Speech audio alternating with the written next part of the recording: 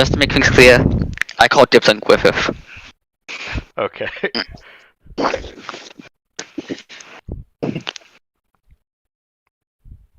And are we live? Yes, we are live.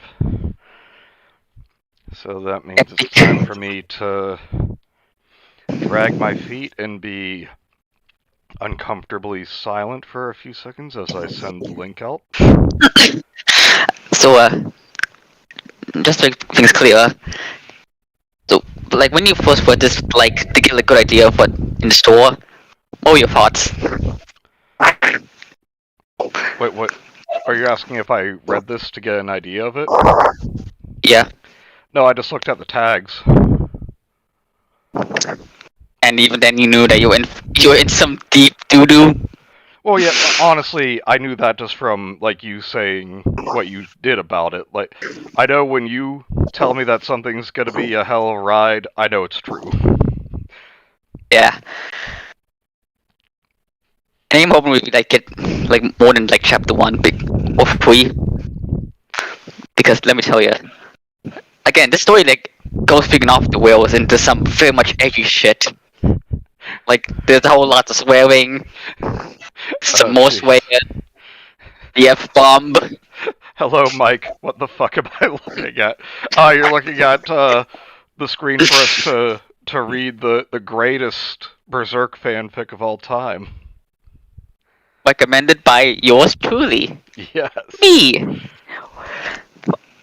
Okay, but so to give some context to why we're reading this, Mania, you've heard of like this obscure dark fantasy manga. I think it's called Rampage. Have you heard of that? Alright, I've heard it called like Rampage or Violent, Mad, Maniacal, Rabid, Demented, Lunatic. I heard someone call it Berserk once, but I'm pretty sure they were full of shit. Yeah, they're pretty much wrong. But anyway, I am a big fan of this manga. I think I think that once you get past the rape, the more rape, violence, it's a really good manga. It has some good characters, great development, amazing art, some good humor thrown in. It's really good, and I'm a big fan. So, which is why one day I decided to go on to archiveofourown.com and in search of some Berserk fanfiction to see what the fans have contributed. And I saw this little fan series called hang on, just checking. The Breaking of Causality. And the synopsis like gripped me, like really, like Griffith, the Eagle Hawkman, refusing the God Hand. That's genius, honestly. That could be like a really good series. But then I read the first part, and then I read this part, and to say I was disappointed is an understatement. Jeez. Yeah, this fic was garbage. Yeah, no, I will specify though that I have only ever seen the late 90s or early 2000s anime of Berserk. Good. I've never The actually adaptation's really good. read all the manga or seen the continuation. Like, I saw the part where it's hinted that there are demons. And, like, that's how Griffith was getting his... Like, how he was just, like, effortlessly beating every army in the land. Okay, good. Well, it's good because the 9/7 enemies, it's good. Nice. It's the freaking best. Like, the films that came out in, like, the mid-2000s, they're pretty alright. Not as good as the manga or the anime, but still really good. But then it's, like, the 2016 anime, which you should avoid like the plague. Because it's awful. Yeah, and I also used to have an action figure of one of the Band of the Hawk members. I don't remember his name. He threw knives. Well, Judo. Judo, that's right. Yeah, that guy is a Chad. Yep. An absolute lad. You thought we were talking about the Atari game, Mike. I didn't know there was an Atari game called Berserk. Hello, Cobe. Hey, Cope! Welcome Uh, to the best stream. I don't know if I'm gonna read Cobe's comment, not because of what it says, but just I don't know if I can do like a justifiable. Is there no sound? Auto White. No, there's sound. I don't know if I can do a justifiable Bryan Cranston voice. Jesse. Jesse. I can. Femboy pussy is just man ass. Femboy pussy is just man ass. Hey, Mike, though, can you hear the stream? Raptor, can you hear? I could hear it on my phone. Let me just. Yep, I can hear it. Huh.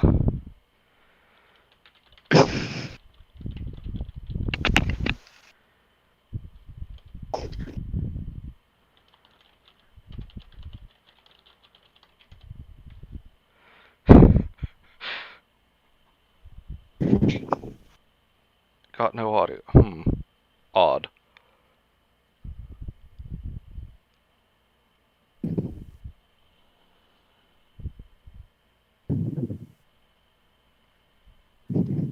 Well, I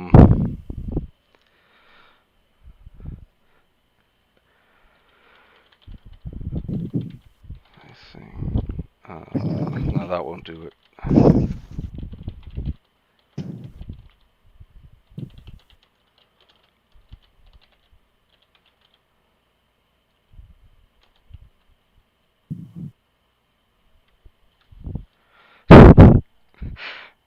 I'm not going to say that out loud, but it might work.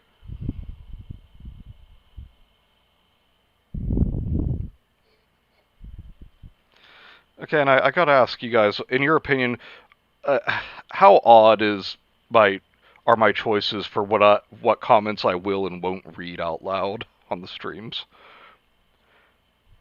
Because I feel like sometimes it's like, wait, I would read that out loud, but not that.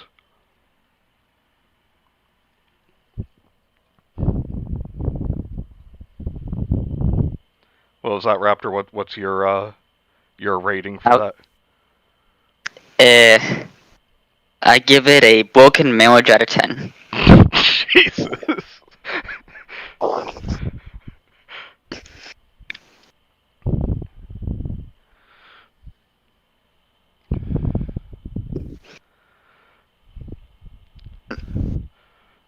Where is everyone?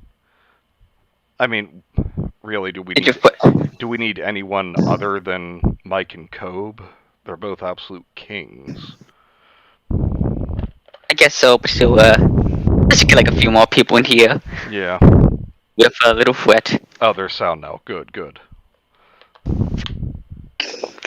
I hope that was a result of my suggestion. The fact that you read the horrible ovo shit I posted here sometimes.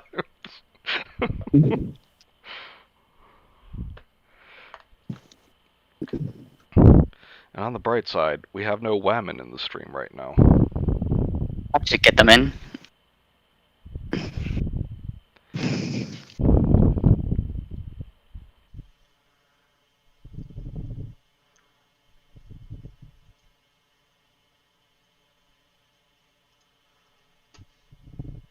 Hello, Bioman? Hey, Bioman. We are reading the freaking Dark Falcon story, which is a fanfiction of this obscure shitty manga. I once read.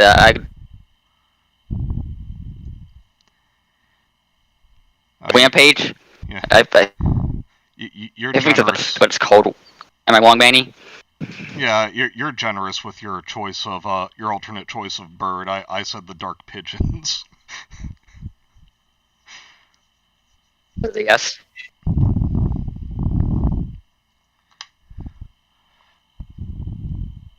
Currently a 100% male stream. Let's keep it that way. See, I like the way Mike thinks. It's very based.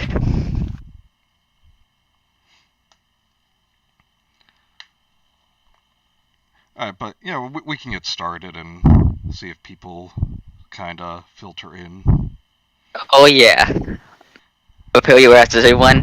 This is the Dog Pigeon chapter by one Matthias Christian on Archive of Our Own. I hope that doesn't count as Dachshund. Oh, well, Cameron, hello. You're just in time then, because we're just about to start. Oh boy. Hope you had a good time with your friends. Alright, so, Chapter 1, The Black Hawks. Summary. Hello, everyone! Matthias? I think it's Matthias. Matthias Christian here, and welcome to the second part of The Struggler and the Denier, the Black Hawks arc. I hope you enjoy it. Please leave a comment so I know your thoughts. Oh, I'm sorry, so I may know your thoughts. And until the next chapter. I had a I left a comment. Oh, what It's not a very good comment though. What did you say? It was like nothing like too harsh. I just said like it's not the worst fan fiction I've ever read, but it is the worst fan fiction I've ever read. But anyway, let's get started for wheels. Yeah. It says make sure I read part 1 first. No, fuck you. Okay. The Black Hawks arc. Alright, wait. Do you really? I was about to ask who's talking here, because it doesn't say right after the dialogue, like it should. It's Femto. It's Griffith's dark side, basically. Gotcha. What is this? Okay. Do you really think I'll ever let you go? A voice in the darkness echoed, as if coming from within the shadows of Griffith's soul. A voice and face of his most horrible thoughts. Horrible toughs and wishes. Perfect start. Horrible toughs and wishes. This is like I don't remember what creepypasta it was, but the would-be toughs. Off to a fantastic start. I know. It's okay, but of course it's supposed to say his most horrible thoughts. So what is he thinking of, like playing Minecraft while drinking soy? No. Well, basically, Griffith was like a Chad until he became like the Godhead member. In that case, he became a virgin forever. Oh, I know, but being written by this guy, I can only assume his most horrible thoughts are just like virgin stuff. Yeah. Anyway, Femto, get out of my head! I had a good time. I got volumes 2 and 3 of My Hero Academia, because I've not actually had anything past volume 1 until now. Oh, awesome. I hope you enjoy them. Alright, said Griffith, his eyes closed, refusing to acknowledge the horrors around him. More sounds started. Screamed, roars of rage and betrayal. I think you mean screams. Roars of rage and betrayal. Rage-filled promises of revenge and hatred. Sounds of whips and fires. Oh, so like my evening last night, huh? Cracking of bones and clashing of steel. A whirlwind of horrors of the past he suffered. The darkness he denies. Ugh! His most horrible thoughts, taking a shower. The quick grunt? That's not a grunt, that's a yell. The quick grunt woke Griffith up. Blood, or unless it means like a grunt from World of Warcraft. Yes, War Chief.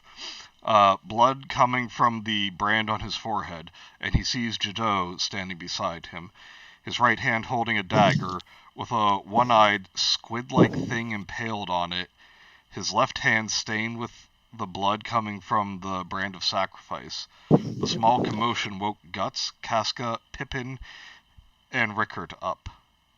Okay, you mean woke up. Who wants to be Judo? I will.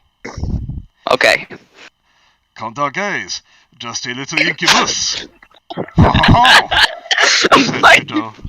Why is he French? Jadot's a French name. That's still so fucking funny for some reason. Wait, just a little. Okay, I take it that they're not really following the classic definitions of the names of these demons. Otherwise, like, you know what an incubus is, right? Yeah, but I think that I'm pretty sure like in like another like hang on, let me think. Yeah, like in like the second chapter of the whole manga, that thing was called an incubus. Okay. Alright, said Jadot, showing the dead creature. Do you want to be the chick? Nah, I'm like What? women. make make us sound like the most obnoxious tomboy ever. Make us sound like an obnoxious tomboy. My friend.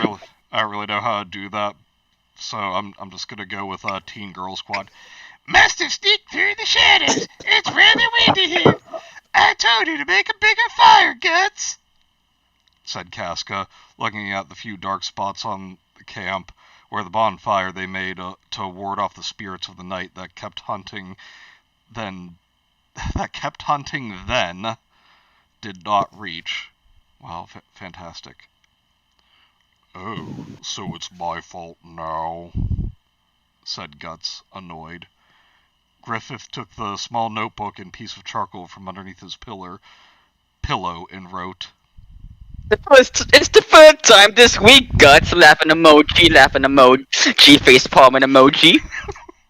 His handwriting's still wobbly, though he got a little better and faster in the 3 months since they started their quest. Uh-oh. Come on, it was just an incubus, and the sun is about to come up, said Guts, pouting. Casca frowned. Okay, first of all, I'm not going to do anyone in a pouting voice. Second of all, I'm just going to make Guts, like, completely monotone. I just like the freaking language here, like Guts is having like temper tantrum. I want some ice cream! I want a lollipop! A strawberry one! Not a cherry one! Casca frowned. Yeah, you're right. It's just a squib. Squib. A squib? Okay. That gives you nightmares and sucks part of your life out. And since the sun is about to rise and Jadot stood guard all night, you can take care of it from here, and Jadot can get some much-deserved rest. Okay, this is such expository dialogue, said Casca sharply. Before Guts could say anything, Jadot already took his boots off, got under his blanket, and all five went back to sleep, leaving Guts with the task of walking around with a torch to keep the spirits away. Fucking assholes. Guts groaned, taking the torch, and started shooting the spirits of the dead away from the camp, as you do. After 4 hours of this, the rest of the group woke up with the bright sun, dismantled the camp, put the supplies and Griffith back in the wagon, and headed towards the closest town, Pippin driving, Guts snoring on the back. I wouldn't doubt that there are emojis in this story. Raptor actually had that in, but I also would not be surprised if it had been that way. Griffith's notepad's just yo quitter. Except the only use to is him. Okay, now I did hear some things about the further story. Is this when he is like a quadriplegic, like he's lost all 4 of his limbs? Yeah, basically, Stone is descent to depression. He commits treason against the king. It has his muscle tendons removed and his tongue, and basically makes that way into you know. Yeah. But since he refused that, he's now an invalid forever. Alright, now I'm sorry for any pauses, but the thing is I have to look at the following paragraph to see who's saying what line, because it doesn't, their dialogue doesn't end with a comma and then quotation marks and then continue on to say said so-and-so. It says said whatever character in the next paragraph. Yeah, it's really repetitive. So, ellipses, we're running low on bread and water, ellipses, gunpowder for guts, crossbow bolts for guts and Rickert, oil for the blades and Guts' arm, fresh bandages for Griffith, logs for the bonfires. So good, said Casca, checking the stock journal that Griffith kept. Yeah, we should also take some bounties or something else for some coin, ha-ha, said Judo. I'll look into the notice board. Hey, can we go through a blacksmith? I want to know if they can make these pipes here and brass sheets. Well, can we go through a blacksmith? So they're just intending to impale some man on their arm or something? Yep, they're just gonna kill him and steal his stuff. Said Ricketts, showing the draft of a project he's been working on for a while, though no one in the group could quite understand what it was, looking like a crossbow, but with a small trigger and 2 pipes in the place of the arms. It's a shotgun. Jesus Christ. They invented the gun. I never thought I'd hear French Yoki Bear until now. I'm so glad it sounds like that. Wait, okay, and then they felt, full stop. Sharp, like a quick cut, their brains started to bleed. Drive a car right through a smithy. Guts got up with the pain on his neck. So he got up with Casca? So, I mean, woman, I assume. I get it. Guts and Griffith looked out of the wagon. Judo, want to take care of this? We'll look into a tavern. Get any news on the place. Okay, so they're just gonna look in, like, the window of the tavern. Yeah. Said Guts, pointing at the cart passing by, driven by a buff, bearded man wearing rather rustic armor. No, why is there an A there? On the cart, why is there a comma there? Laid a big cage filled with people, mostly women and children, heading towards the fort at the edge of the small town. This writer should full stop. Yes, Mike, you should. On it! Ha-ha! Said Judo, jumping out of the wagon and grabbing on the cage, making a signal for the people inside to stay quiet. The wagon with the hawks kept going into the city, finally hiding in an alley, close to a rather small and old tavern. Ricketts, Casca, Pippin, you stay with Griffith, I'll go alone, said Guts, taking Dragon Slayer and coming down the wagon.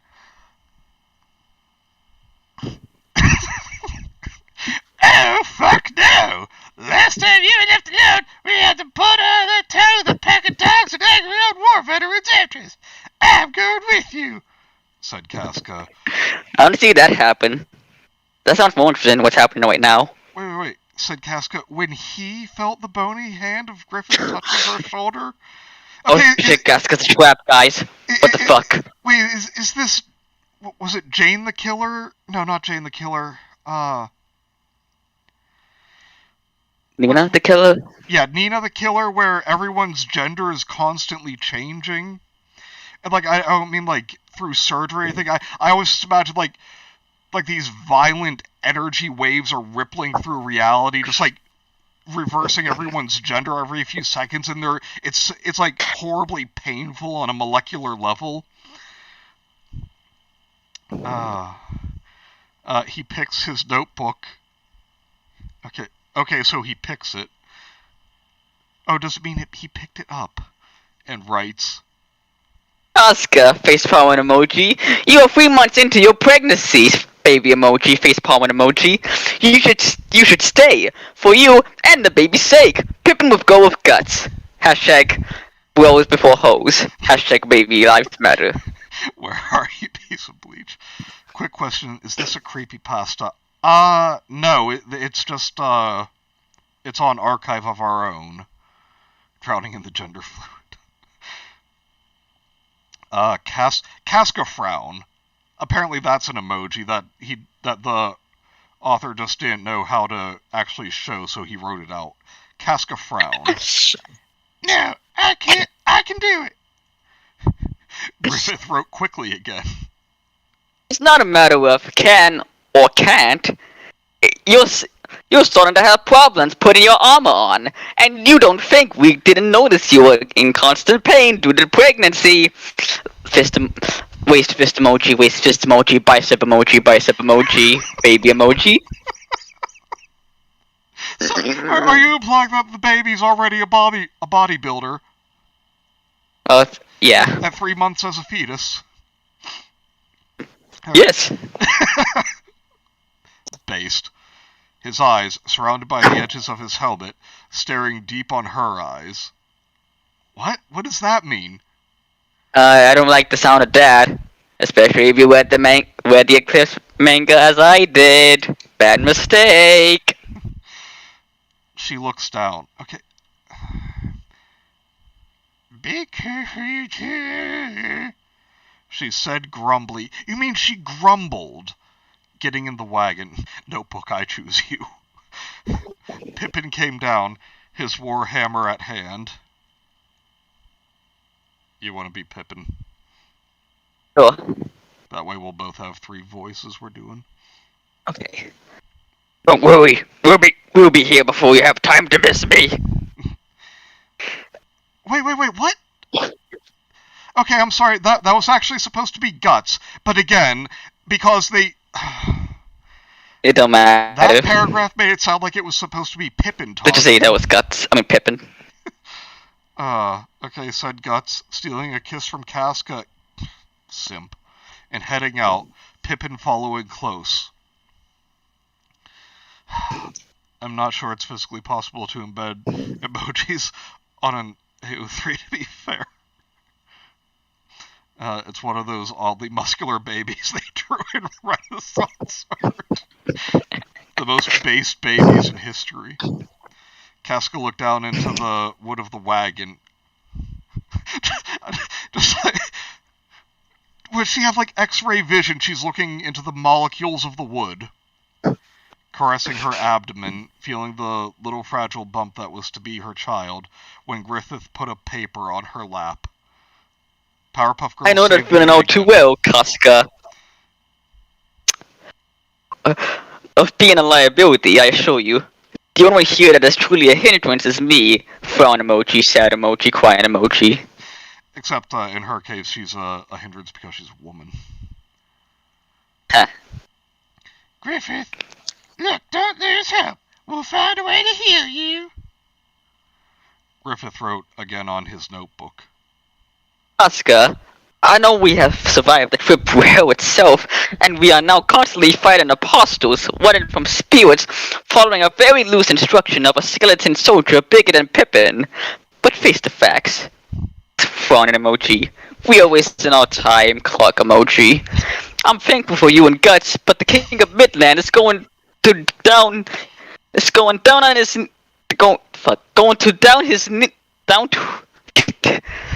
why can't I wish this? I don't know, like, honestly though, like, I keep reading it back, it's like, oh, he's supposed to be saying, no way, I'm reading it wrong. What is with this sentence? Anyway, I think like, our jokes about the word cursed aside, like, maybe there is a curse on that sentence, like, we just can't read it correctly. I can break it to cursor, but the King of Midland is going to get down to his knees and apologize to us before I walk and talk again. His eyes had almost none of the shine Casca remembered. Guts and Casca are not going to give up on you, Griffith. None of us are. We'll do it. You'll walk again, said Ricketts. Griffith gave a faint smile, though his hopes were dim. Guts and Pigeons. You know where else Griffith gave a faint smile? When he accepted the sacrifice. The joke's that Griffith's a piece of shit. Yes.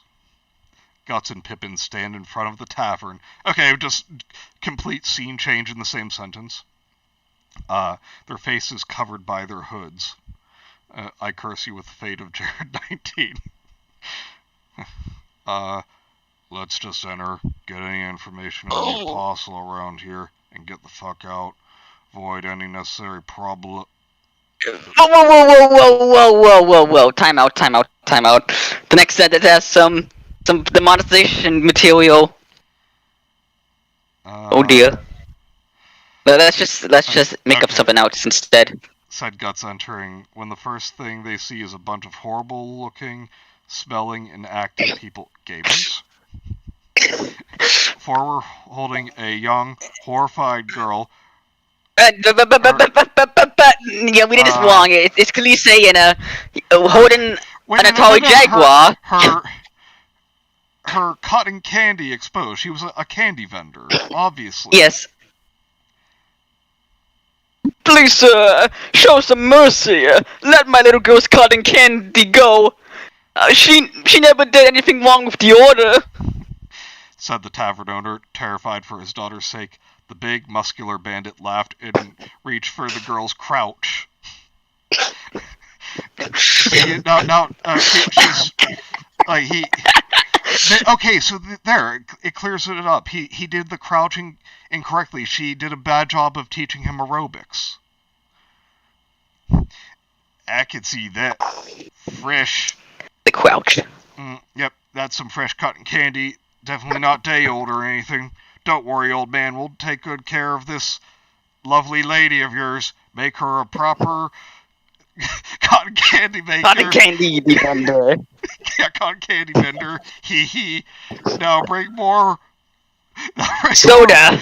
Bring more wine, because we drink wine with cotton candy, apparently. If you don't want us to bring her to the Baron once we're done, because you know he'll steal the secret family cotton candy recipe. 3 others were throwing knives at a board. Stop pressing around, Delph! I can't get a hit! Hee, said one bald bandit. Okay, Manny, do you know how to do like a Sam Clock voice? I'm sorry, a what? Sam Clock? Voice actor? I think he did Leonardo in like the Teenage Mutant Ninja Turtles. Yeah, I can try to do that. Okay. Why don't you untie me, fathead? Come on, I can take you. I'll gouge your eyes out. I'll claw your arteries open. You'll feel the wrath of the elven dimension style. I'm sorry, the what? Even in this like crappy story, Puck is still funny as hell. Okay, I'm redoing that last one. You'll feel the wrath of turtle power. Yo, what the fuck, says Mike. Yeah, Mike, we're really cleaning up this story. The link is in the description if you guys want to read along. Screamed the little creature tied to the board. The elf was very small. Yeah, you already said little. Slightly bigger than a salt shaker. His hair was blue. Jesus fucking Christ, it's a weeb. Like his eyes. We get it. We know who Puck is. I mean, you probably don't. It's spiked upwards, no. You better. You'll feel the wrath of the... No, I am not reading that. Fucking hate that song, if you can call it that. Making his head look like a blue chestnut. You know what I just said about avoiding problems, Pippin? Fuck that noise, said Guts, mounting his crossbow into his steel arm. Pip took his coin purse from his belt, heading towards the panicky tavern owner.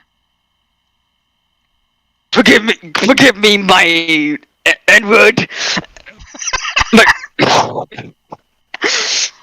Mr. T and my friend over there, and I are gonna wreck up your bar a bit. Said Pippin, giving the coin purse to the man's hand. Not to the man, just to his hand. Taking the tankard of wine off his hand and chugging it down in one move. In one move? I think this is your bandit here. Hey, you fat fuck! That's my wife! Said the bandit, letting go of the tavern owner's daughter when Pippin took his warhammer and hit it hard on his head. Turn it into red mush. It's now cotton candy. Turn it into... Oh my god. Hello, Bagel. Glad you could join Hey. us. And I'm glad you like the title. Before the other bandits could react, Guts started turning the crank on his crossbow, hitting head and chests. What head? Which one? One of the bandits survived. Guts tried to shoot him, but his crossbow was empty. I don't know why, I just imagine, like, the bandits, like, firing a crossbow at him, too. And, like, they both have it pointed at each other point blank, and it's like the Matrix, you're empty. So are you. Oh, Kurt. Oh, fuck! Oh, wait. Oh, fuck, said Guts, reaching for more bolts. The bandit gave a smug smile. That got quickly wiped out with. Pippin's warhammer, hitting him in the testicles, bringing him to his knees in pain. Tankard of wine. Yeah, tankard of wine, apparently. I think it meant barrel, but who knows.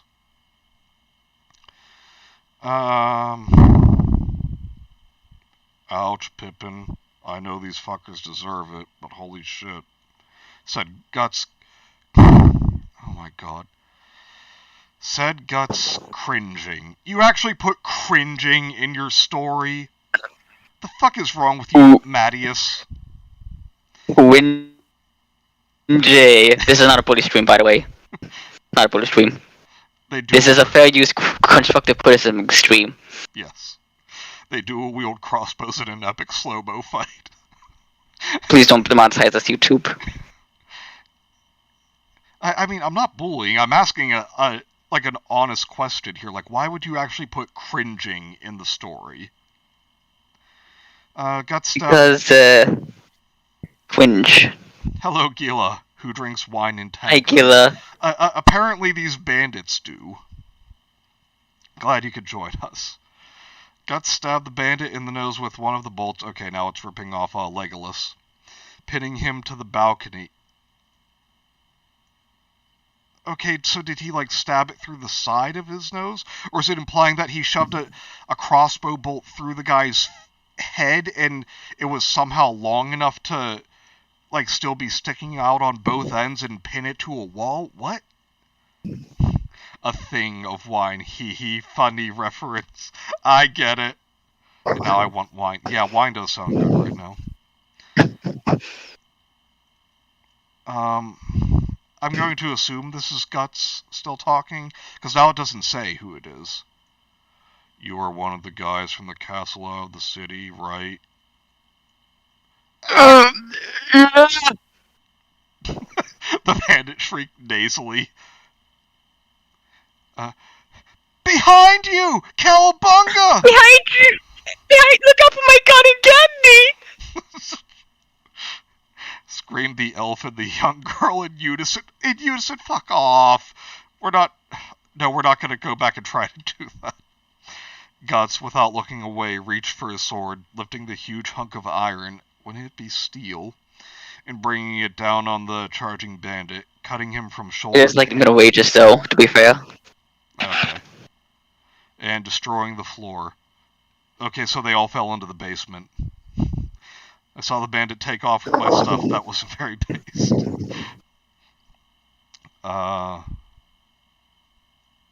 Okay, good. Do me a favor, punk.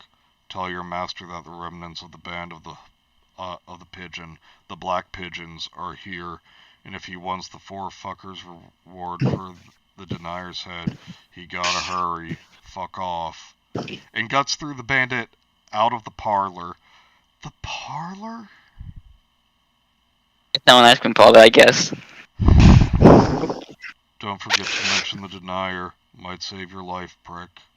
Said Guts, watching the bandit limp as fast as he could while trying to remove the bolt from his nose. Okay, so it had to have been, like, sideways, like through the side of his nose. What the fuck? You! Screamed the girl, falling to her knees, grabbing onto Guts and Pippin's feet. Okay, so she fell onto their feet. That... Got the versions of on you both! Brabeshings? Upon you both? What? Did she have a stroke? She was so happy she stroked and died, because in the mode of Berserk, happiness is outlawed. Oh, wait, and there's no the here. So, said girl crying.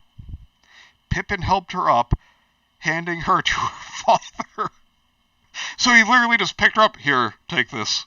Don't worry about it. You, sir, can you tell us who are these pieces of shit? Asked Guts. Of course, sir, but we don't know much either. They just showed up 3 months ago, alongside their leader. He's no man. It's a beast! A monster! Okay, wait. So they've been around for 3 months, but you don't know anything? I mean, it's middle ages, so, they probably just know that he's here now, and they don't care. I mean, you'd at least think, like, some kind of Stockholm syndrome would kick in, like, so, what are you guys doing, huh? What brings you to this part of town? Said the tavern owner, sending his daughter to the back room. Good. Get the woman out of there. The word you are looking for is demon, old man. Or apostle, if you want to be specific. Beer? Said Guts, taking a tankard of the balcony. A tankard of the balcony! I thought he wanted beer, but he just, like, ripped a bunch of pieces of wood off the balcony and shoved them into a tankard. The old man nodded, taking the tankard and filling it to the brim. Not much, since it's filled with pieces of broken balcony. Well, he's been attacking the town for the last 3 months. We've always known that when they come, they beat those infernal drums as if hell is announcing its presence. We tried to get help from the mayor, but he locked himself up in City Hall and refuses to get out. He abandoned us. People disappear every day. Everyone's in pure panic. The mayor keeps saying that some people called the Powerpuff Girls are going to save us. Said the old man as Guts drank. Who drinks balcony from a tankard? Shake my head. He dissolved the balcony in acid and drank that. So Guts is a giant fly now. Just like melts it down with his acid and then drinks it. You have to use a fluted glass. About the disappearances, a friend of ours is looking into it right now, though, to be honest, we have an idea of what happened to them, and all I can say is I'm sorry, said Guts glumly, but monotonously. In his mind, flashes of his brothers being torn and devoured by the apostles at the eclipse. The chugged down the tanker. Thanks for the beer, said Guts, putting the tankard on the balcony. on what's left of the balcony that he just destroyed. He and Pippin headed for the door. Hey, can you help me out here, dudes? Screamed the elf, still tied to the board. Guts took a knife from his belt, throwing towards the elf, cutting the rope, all without looking back. He accidentally hit the cotton candy girl in the back room because he didn't bother looking at where he was throwing. Still based though, not gonna lie. Yes. Rich people drink balconies just to flex on those who can't afford houses. Rich people. Oh, so Guts is the 1%. Hypocrite. Yeah. You're welcome, Bug, said Guts, leaving the parlor. While this was happening, Jadot was reaching the great fort, hitting the cover of the cage cart. What cover? It said he was just like hanging onto the side of the cage. The cart entered a dark warehouse at the back of the fort. Jadot came down from the cart and slit the rider's throat. You could have done that before he could alert anyone. He took the keys of the cage and the small sword from the driver's corpse. Stay quiet. I'll look around a bit and come for you later. Ha ha ha. I said come. whispered Jado, giving the keys and sword to one man in the cage and heading towards the smaller... Okay, you could have at least unlocked it for them. Like, do you know how difficult it is to try and unlock something from the inside? Like, reaching around and trying? What an ass. He sneaked through the castle, in shadows and corner, until he heard something that made him stop. The denier, you say? Said a raspy and stretched voice. What do you mean, stretched? That's not a way to describe a voice. Said a raspy and stretched voice, sound excited. No, I can only assume that's supposed to be an instruction for the reader. I will not sound excited. Fuck you. Jado gave a little pick. What?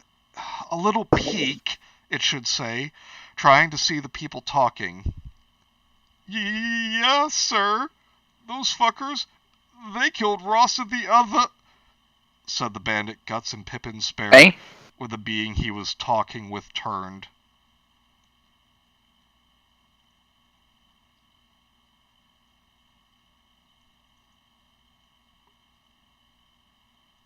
Raptor? The man? Are you still there? Yeah. I don't know if like that band is like the one who has been plugged back at the bar. Oh, I don't know. I'll just make him like the same one. Yes, sir. Those fuckers. They killed Ross and the others. What? They killed friends? No! Oh, nigga. So I told me life was gonna be this way. Clap, clap, clap, clap. You sacrificed your friends to the god hand. Said the bandit Guts, and Pippin spared when the being was walking with... he was walking with turned. Now kill you with the Black Hawk, leave the city. Send word to that mayor to surround the whole town. No one in, no one out. Prepare my horse, and call everyone left. The denier's blood is mine. Yes, sir. Well, back on schedule, 10 out of 10, best intro. I am very confused. Hello, Mr. Shadier. Glad you could join us. Hey. Just the way you read that last line, Raptor, sounded like, too bad you will die. Too bad you will die. Said the apostle. Jado gave a look at it. The apostle was very tall. Probably taller than Pippin, even. Why, Pippin's only like 3'4". His face was covered by what seemed to be a helmet shaped like a snake's head, but he could see his eyes, big, yellow, and with straight pupils like a snake. Oh, can I tell you already about this thing's dark truth? You see, despite this is actually like an original story. This is basically like the first arc of the manga, but with extra characters. So And some epic original characters we will see in just a minute if we can get through chapter 1. So it's kind of lazy, you're saying? It's a bit lazy once you get to the extra characters. By the way, we're gonna skip chapter 2 and go to chapter 3 because we need to see those original characters. You need to see them. You need to know how I felt. Alright, we'll read chapter 2. We'll get to chapter 3, don't worry. We better. Oh, we will. I am excited. I am livid because I am a livid guy. Oh, I don't know. Anyway, where were we? I guess this is enough. Got to one see yourselves. Ha Jado thought to himself. Yes, he even does the French laugh in his thoughts. Leaving before someone could see him, the people he saved following close behind. Yeah, we finally caught up with you, you fucker. What is going on? Said Casca. What is going on? Said Casca, being taken out of her thoughts by the sounds of marching growing louder and louder. She took her sword. Ricketts, you stay in here. I'll see what's going on. So good, she said. Griffith reached for her. He doesn't have hands. But she lowered his hand. What? I think he's those hands he just missing the muscles to make the hands work. Oh, gotcha. I'll come back soon. Don't you worry about me, Casca said, smiling, leaving the wagon. She walked for a little while and saw the source of the ruckus. They used black cloaks and pins with the symbol of a sword with wings. They attacked the citizens of our good city of rapists. Capture if possible, kill if necessary. Shit, said a soldier to his group. Casca covered her face with her hood. Where are you, Pippin Guts? Is Jado alright? Ricketts and Griffith might need my help. I should go back, she thought, looking around. But then she stopped. Hey! This woman over here! She's a Black Hawk! Stop her! That guy is clearly wrong, as they are black pigeons. Screamed one of the guards that walked into her. Walked into her! But he had no idea she was there until they collided. He just knew she was like a black pigeon because she probably saw her profile on Instagram and it just said member of Black Pigeon since 03. It's like, oh, and by the way, sorry for walking into you. I was thinking about soup. She quickly drew her sword and cut the man's throat with a swing. Okay, I know what it means, but just how it's written, I imagine like she also had like a playground swing and cut his throat with it. She's a black cock stopper. But by then, 4 more surrounded her. How close were these guys? A man with a halberd strikes down. Casca It's gotta be heavy. Like freaking holding up Meta Knight's ship just to kill one lady. He jokes that Meta Knight's airship in the Kirby games is called the Halberd. It's a really complex and clever joke. Nice. Only capable by me. She's a Black Hawk. Stop her. Oh, pardon me, ma'am. Okay, he strikes down. Casca parried. Oh, the fucking 10 swaps.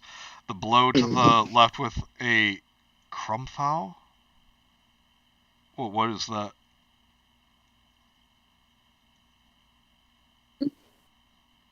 Do you know what that is, Raptor? A crumfowl?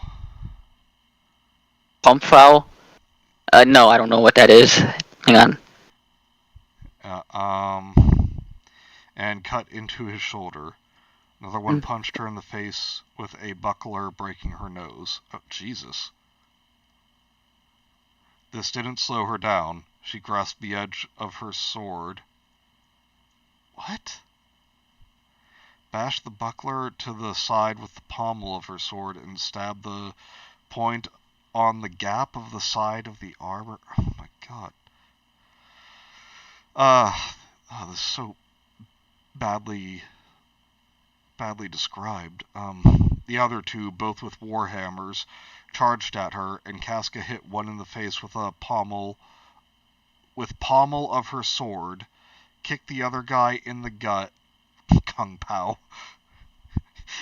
She stabbed him with Kung Pao chicken, and chopped his head off with a downward swing. Okay, yeah, I guess. Downward spiral. Downward swingle. Did you find out what a crumfowl is? I didn't look it up. Oh. I don't care what it means. I'm gonna look it up then. I'm probably not gonna get anything because this is probably horribly misspelled. Crumfowl. Oh, it's like a martial arts thing. A crooked strike. Crumfowl. Conic. Wow. Strike. Just go with a strike, my dude. Yeah. You're not impressing anyone. Not everybody's stream, I promise you. No, I mean that's like genuine advice. Like you're just gonna it complicates things, and like most people aren't going to know what that is. Like, Okay. just say like a follow-up strike. It's gonna be a lot easier for everyone. Okay. But you two might not know the difference because they're poop poop pee pee bots. Yes, they are. The guy from Mortal Kombat. I mean, with how some of this fighting is going, I expect like Scorpion to show up any second. The last man recovered from the hit to the face, charging at her again. Casca struck at the guard, he dodged to the right, and she hit him in the face with her knee, putting him on the ground. However, at the final moment, "Ag! Fuck! Nut! Nit!" she grunted. Oh my god, Casca, I know you're black, but don't say that. We'll get demonetized. Oh no.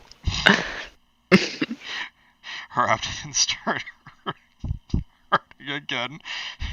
The guard took that moment of distraction, throwing dirt on her face, blinding her, kicked her in the leg, dropping her on the ground. He lifted his warhammer high and quickly, but before he could finish Casca off, a bolt pierced the back of his neck, coming out the front of his face. Casca, are you alright? It hit his neck, but came out his face? Asked Ricketts, running towards Casca with a crossbow on his hands. It became a killer. On his hands. What the fuck? Ricketts, why are you here? What about Griffith? Asked Casca angrily. Ricketts helped her up. They attacked the wagon! They took him with them! Took him with then. They took him with them! God. Proofread, said Ricketts, giving Casca a paper. The letters seemed to be written in a rush. Dr. Moji, Casca, I told Ricketts to find you! Go find Judo, Pippin, and Guts and tell them I was taken by a city guard! Shocked emoji, not the gang we saw talking those people to the apostle!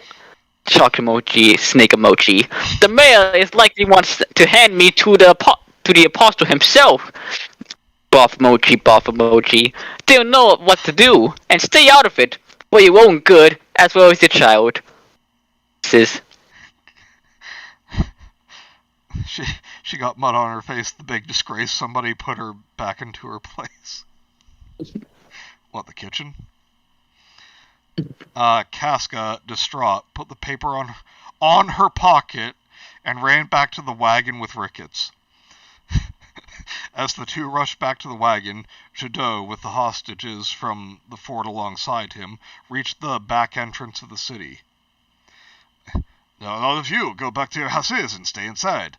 Don't bring attention to you if any of the bandits show up. We hide and leave your doors unlocked. So no one suspects anything. Ha-ha!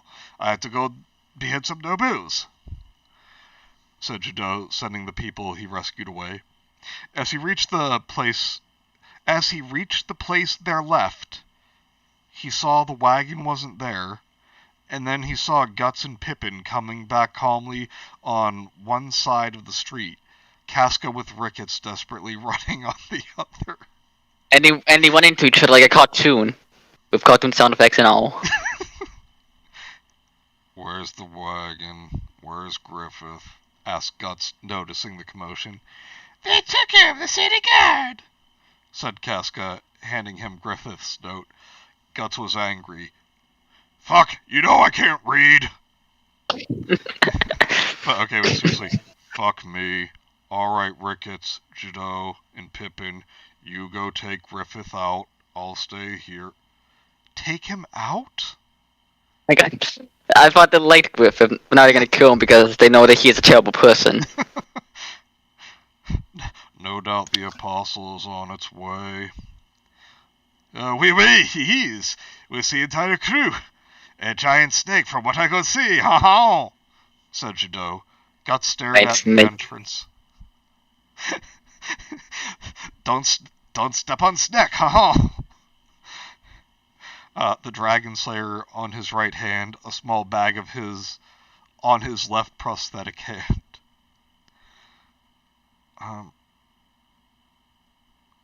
Is this supposed to be Guts? I think so. Well, let's hope these work. I'm betting my life on these little balls of yours, Ricketts. Oh my...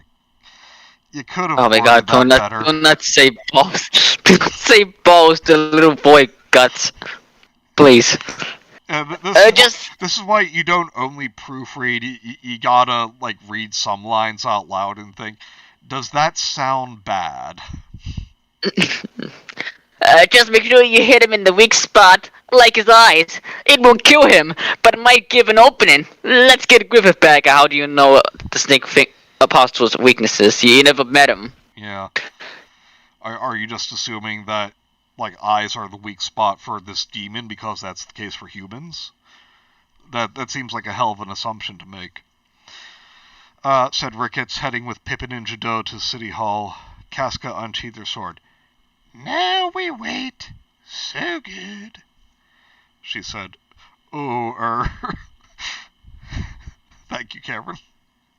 Now I wait. You go to a tavern on the other side of town. Stay out of danger, woman, said Guts, concerned. Casca frowned. And leave you to fight the Apostle and his men alone? I lost so much to those demons. I'm not losing you too. Silence, you woman. She said. I mean, I love you, Casca, but you're still a woman. She said, scared. Guts could see that the horrors of the eclipse still haunted her, just as much as it haunted him. He spit in her face. Didn't I told you already? I wanna hold you. I'm a simp. He reached his right hand to her, caressing her stomach over her black armor. Hold you both thousands of times. We are not S even in the to the hundreds. I, to the M, to the P. Simp. I'm not dying before that. Attack its weak point for massive damage. Said Guts, grasping Casca's chin, spitting in her face again. As he let go, a quick sting came to his neck and her chest. Their brains were bleeding. Guts sighed. I'll go for the Apostle. Cover my ass, woman, said Guts, laying the Dragon Slayer on his shoulder. Cover your sorry ass is what I do every day. Dialogue. Me no lose you too. Cave woman already lose too much. Said Casca, taking an aggressive stance with her bastard sword. They knew the Snake Apostle was drawing near. At the center of the city, Griffith as being dragged by his arms, his body aching and limp. His feet were aching and sore. Anyway, Griffith the White Hawk, accused by the great King Louis the... I can't read Roman numerals, I don't care to read what the Roman... Oh, sorry. Accused by the great King Louis, I still don't care, I'm not gonna read the Roman numerals, of the seduction, rape, and attempted kidnapping of the sweet and innocent Princess Charlotte, Beatrix Marie Rhodey Wyndham I. I, as the Lord Mayor of Coca, in the sight of God and men, sentence you to be taken by our good Bowen. No. So that he... To be taking by our good. Oh. Okay. To be taken by our good Bowen. So that he may take the reward for your capture. As for your group of bandits, they are to be similarly executed, and our good people and our good rapists can finally rest knowing the cause of their pain are properly punished, and they can rape again. Wait, said the small old man. It is the mayor of Townsville. Said the small old man. wearing a purple tux and a top hat, surrounded by the Powerpuff Girls. God. By that you mean, I'll be safe from the apostles, isn't it, my lord? Griffith thought, a little ironic smirk hiding in the darkness of his mask. He was calm. Oh, says you fucking Hawk of Darkness, Griffith, you piece of shit. He was called. He knew at that moment Jadot was in the bushes around. In the bushes. Well, hey, sounds a bit rude. He was in the bushes, and all people could hear was a faint ha-ha. No, all they could hear was, "Ah! Help! Charlie in the bushes!" Around City Hall. Not City Halls, like City Hall, because it's City City-Hall, so it's a City Hall. If seduction is a crime, I am guilty of war crimes in Azerbaijan. I'm sorry, I don't get that reference. Asian? I don't get it. Azerbaijan. For an opportune moment to attack. It's a country that was once part of the Soviet Union. Oh. He looked around on the alleys. Okay, come on, man. Like, on and in, it's not that difficult. I'm sorry, but you gotta proofread. Proofread. In the alleys, trees, and bushes. Rude. Wondering from where the attack was gonna come. Sounds a bit like bum. Bum. So he could get out of the way. Finally, he spotted a little, quick bronze glim on the left. A glim? Lime. God, I'm really trying not to be mean right now. It's taken a lot of willpower. And we don't want to get demonetized for being I'm not really bad. monetized at all! Oh yeah. Then this is officially now a bully stream. No! Okay, not a bully stream still. But yeah, I need a few more hours of time and 945 more followers to apply for monetization. So what are you people waiting for? Yeah, fucking follow my channel, all you motherfuckers. Griff looked at the smallest bush, nodded, and 2 throwing knives came from the bush. Oh, damn. Lodging on the throats of the 2 guards holding him. Being free from the guards, Griffith used the admittedly little strength he had and rolled just out of reach. I'm sorry. You see him roll. I just imagine him like rolling in like his limbs with their tendons cut, just like flopping lifelessly. They see him rolling at they ate it. He rolling, he driving the day. If you believe too hard, one of those ex-Soviet mud pits, perfect for K, renowned war criminal. My inspiration. If you bully too hard and you're already not monetized, Susan will take money from you. She can bring it. Joke's on you, I've been subbed the entire time. Hey, you're a good man, Good. Cameron. Anyway. Now, Pippin! They see me rolling. They laugh. Being free from the guards, Griff... Oh, wait. Yeah, sorry, I did read that already.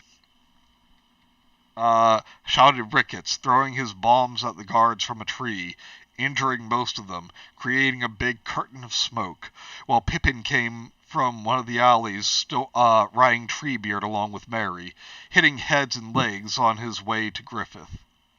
People are war criminals, I swear. Let's go back to guts, my N-word! Said Pippin, laying Griffith on his shoulder, Ricketts and Judo behind him, throwing knives and shooting bolts at the guards. They're escaping! Grab him! Hurry before! Screamed the mayor in despair when everyone started hearing. What? Hearing what? Yeah, what are they hear? Were they deaf before? Blind, goddammit. A quick sting came to Judo's hand. Griffith... As in like a musical sting? Did like a violin stop playing from the brand? Sting just shows up. The apostles are coming. Just starts walking out, singing them a warning. Sting came and to Jadot's hand, Griffith's forehead, and Pippin's arm. Their brains started to bleed. Oh fucking shit! The apostles is coming! Sing the song, Pippin. I've got my tomato right, Mike.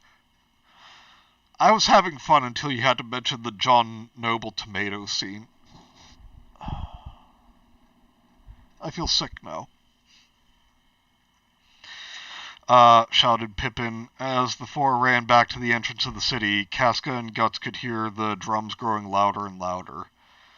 Chants and war cries, hooves of horses, the terrified screams and moans of the people inside the houses, and it came. I gotta admit, that was actually a pretty good sentence.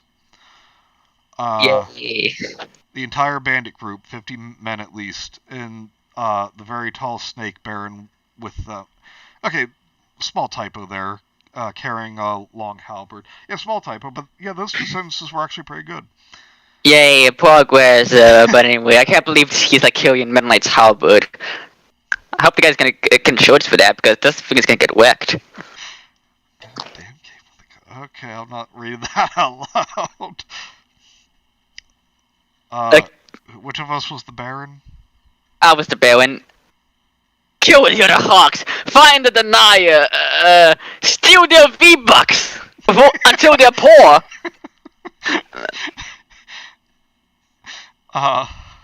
Okay, I'm wondering, is this Baron in red?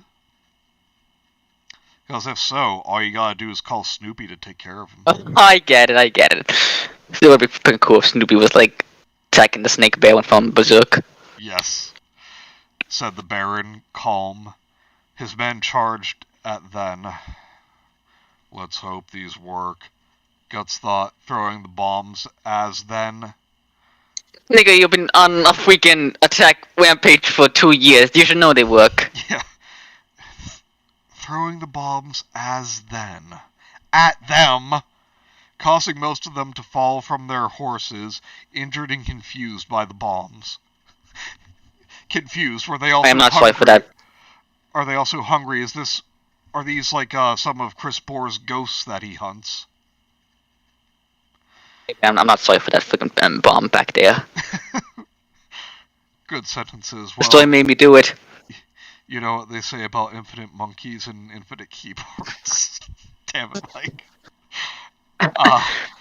Guts and Casca attacked, Casca stabbing and hitting their heads and torsos. I mean, it sounds like some of them, like she went easy on some of them more than she did the others. Like, you get stabbed, I'm just gonna, like, bop you on the head and, give you a little punch in the torso. Guts swinging and chopping up to 5 men at once. Jesus Christ. Finally, the Baron got tired of his men's incompetence, charging at Guts with his halberd. Guts rolled out of the way and cut the Baron's horse's head off. What the fuck?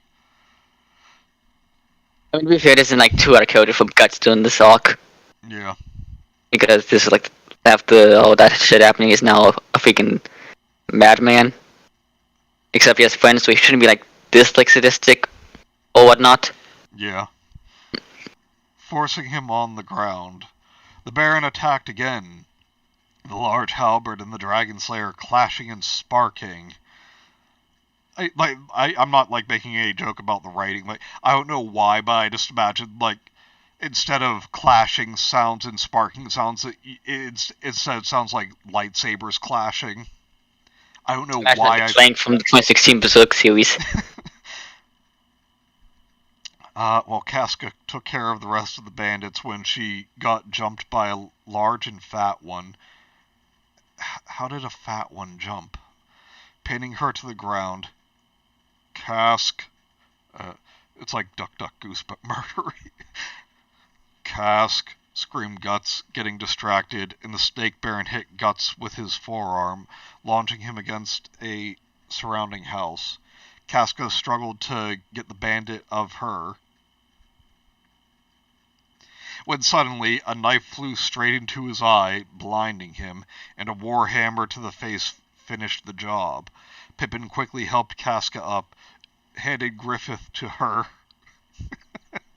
and charged at the Baron, Jadot, and Ricketts, shooting bolts and throwing knives at him.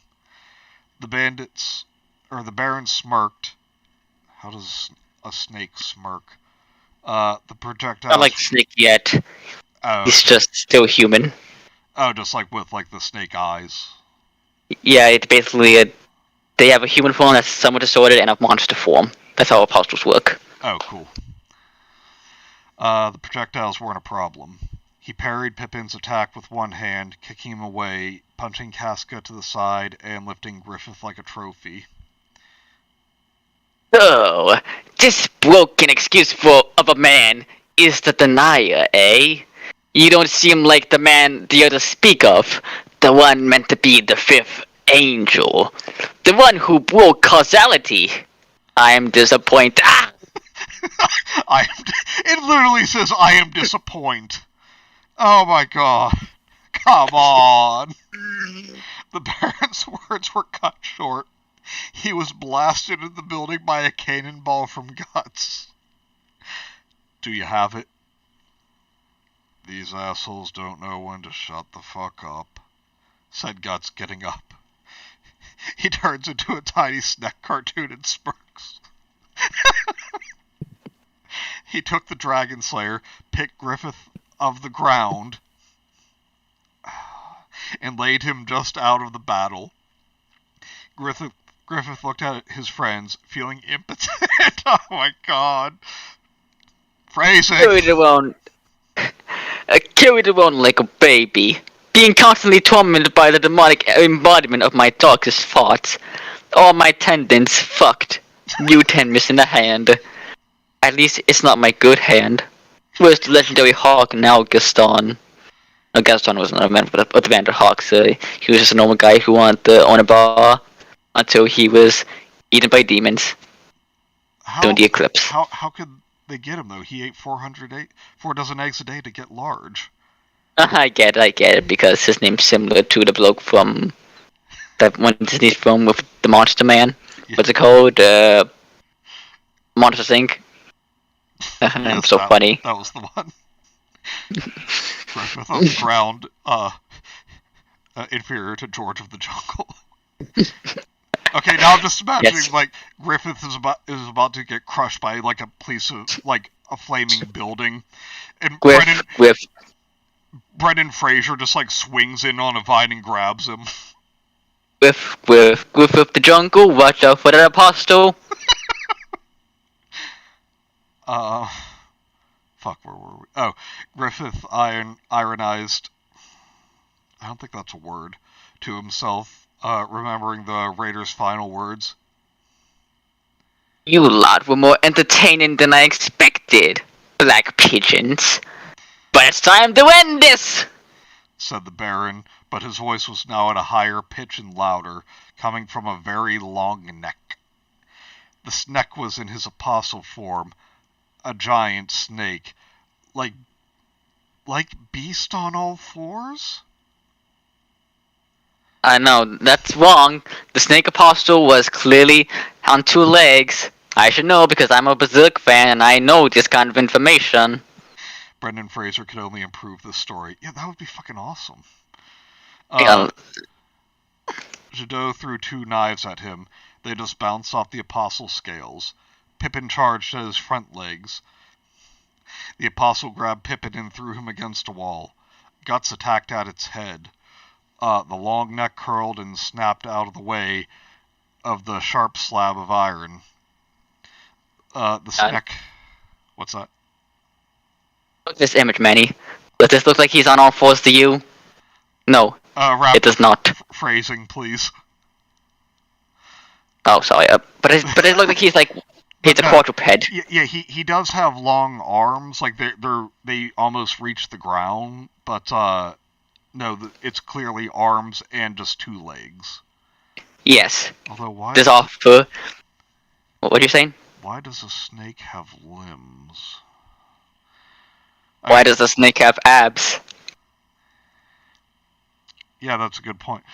It's like, then again, that's like asking why does a bird have teeth? You're like a snake, except it's not really a snake, it's a monster who looks like a snake. Yeah. Alright. Yes, Gaston's brother. Anyway, that back to this beast epic curse. story. Are there any weebs in the audience?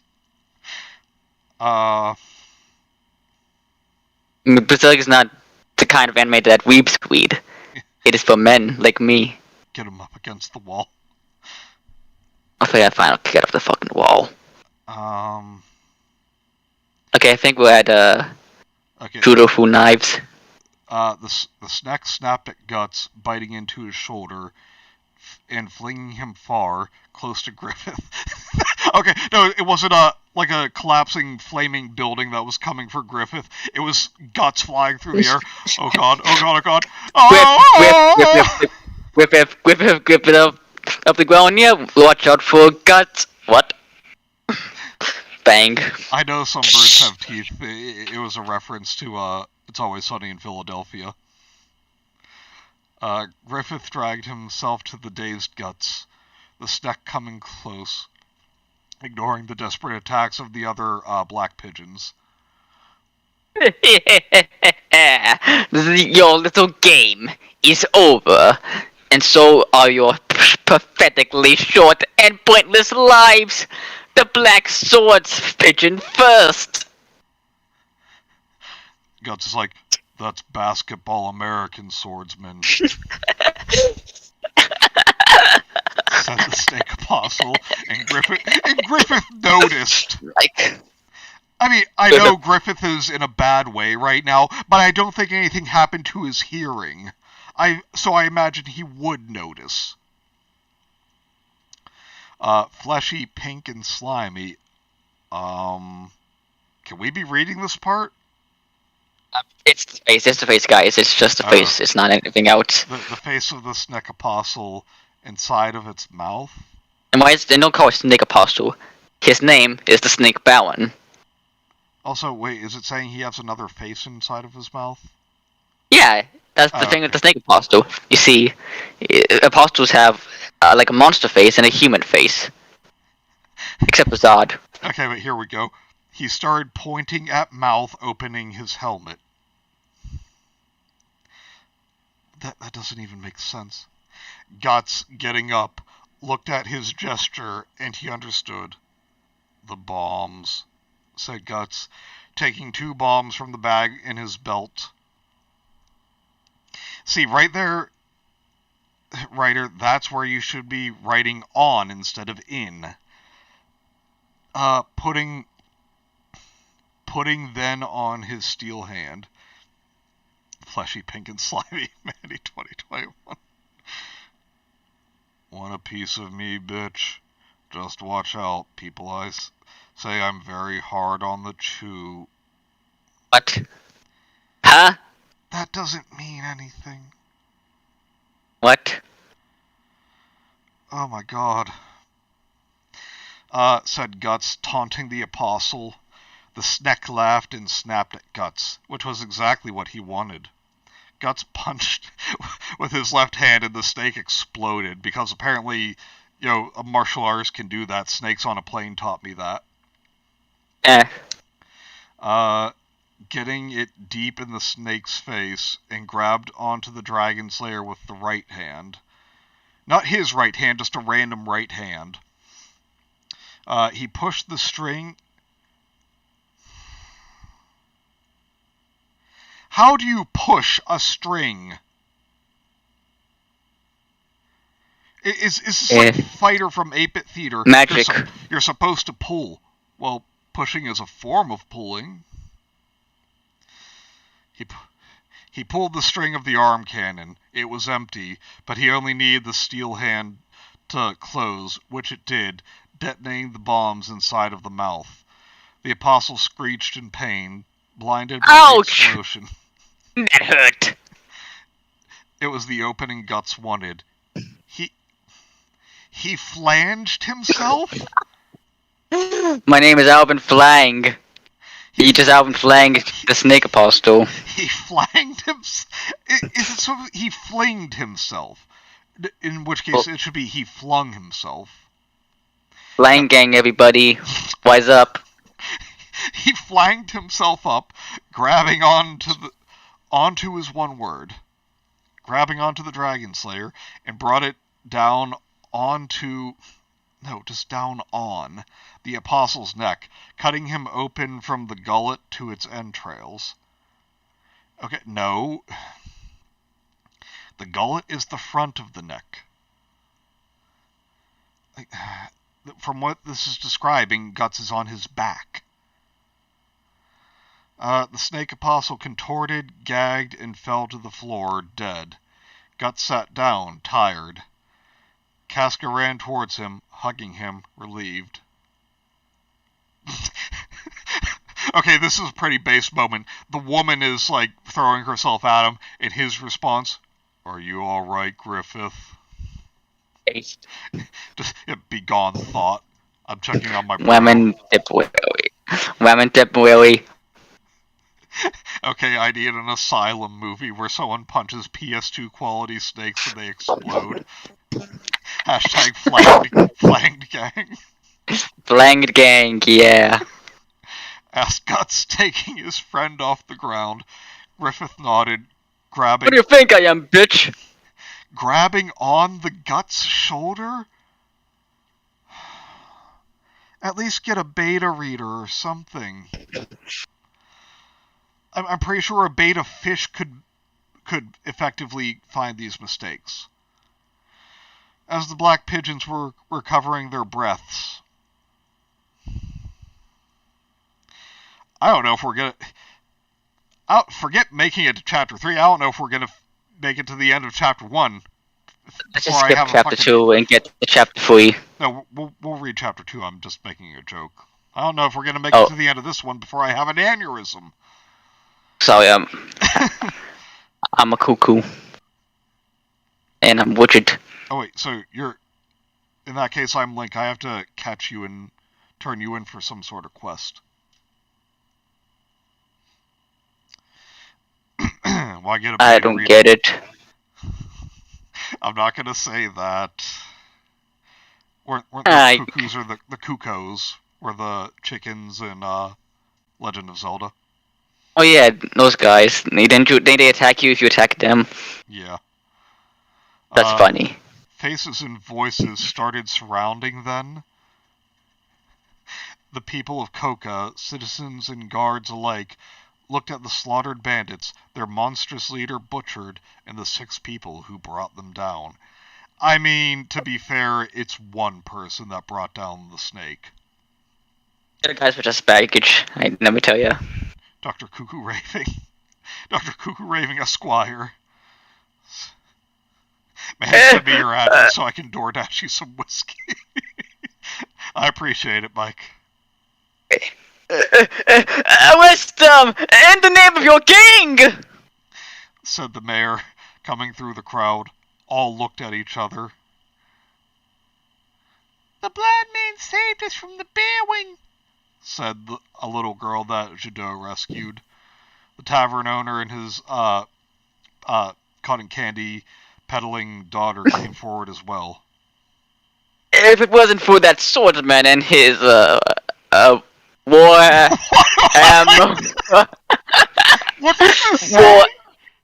Warhammer, is that what you call a hammer user? I don't know. Anyway, if it wasn't for them, I would have lost my little girl. Warhammerer? Oh my god. The people of Coca of the Kola province. I get it. Guts gave us a little smug smile. Where were you when we needed help, my lord? The cacophony of people talking about the small mercenary group that came into their town was calm, but easy to hear. Okay, I don't know. Calm and easy to hear? I don't think you know what cacophony means. The mayor was nervous. The king demands the remains of the Band of the Hawk to be delivered to justice! You didn't seem to be that keen on justice when it came to a bunch of bandits, said Casca sarcastically. Jadot stepped forward. Look here, we came for supplies and maybe some coin. We don't want any more trouble than we already had. Can you people just say we're our wagon, and the closest market are. We get some baguettes and anything else we need and get out before sundown. All went quiet for a few seconds. Your wagon and horses are at the stable. Tell the quartermaster that Captain Levi allowed you to retrieve it. As for the market, unfortunately, most merchants have been either killed by the bandits or locked themselves in fear. Men stand back. If it wasn't for that swordsman and warhammerer, I would be in someone else. I would now be in someone else's digestion. He hammers nail, but in wartime. Said the captain of the guard. The mayor sharply turned. I order you to arrest these traitors! The mayor shrieked. As you wish, sire. I'll send the raiding team after them tomorrow. Today we have been heavily damaged by the attack. Okay, I know this is like a really outdated meme, but it's like, I'll send the raiding team after them. Tomorrow, you just hear like a boat horn go off a few times. He's like a pair of like pixelated sunglasses go over his eyes. Leroy Jenkins. Said the captain. The black pigeons didn't wait to see the outcome of this discussion, opting to just take their wagon back from the stables. Wait! A man came running after the pigeons as they were about to make a quiet exit. It was the tavern owner, his daughter, and another man with him. Here, take these. A cask of ale, dried meat, and bread. Thank you for everything. That bread had better be in baguette form, ha-ha! Said the tavern owner, handing the cask of ale to Pippin. Ricketts picked the bags of beaten bread, nodding. Don't mention it, and do try to get a better mayor next time. No. I must say, it's so weird to read the story when Guts doesn't act like a sociopathic asshole doing it. Said Guts, heading inside the wagon. Griffith gave a paper to the young girl, knocked on the wood of the wagon twice. Knocked on the wood? Oh, hey, now that sounds rude. And with Casca at the helm, they headed off the town. At the helm? They're letting the woman drive! Oh, they're dead. All it could be heard from them was a discussion about who was going to stand guard that night. The girl opened the paper. Remember the ones who saved you, the ever-mournful remains of the Band of the Hawk, the branded ones, the black pigeons, trademarked. Epic GTA 5 funny moments. Yep. Alright, well that was chapter 1. Hang on, my dogs. Hang on. While Raptor is dealing with Pupper, what did everyone think of chapter 1 before we move on to chapter 2?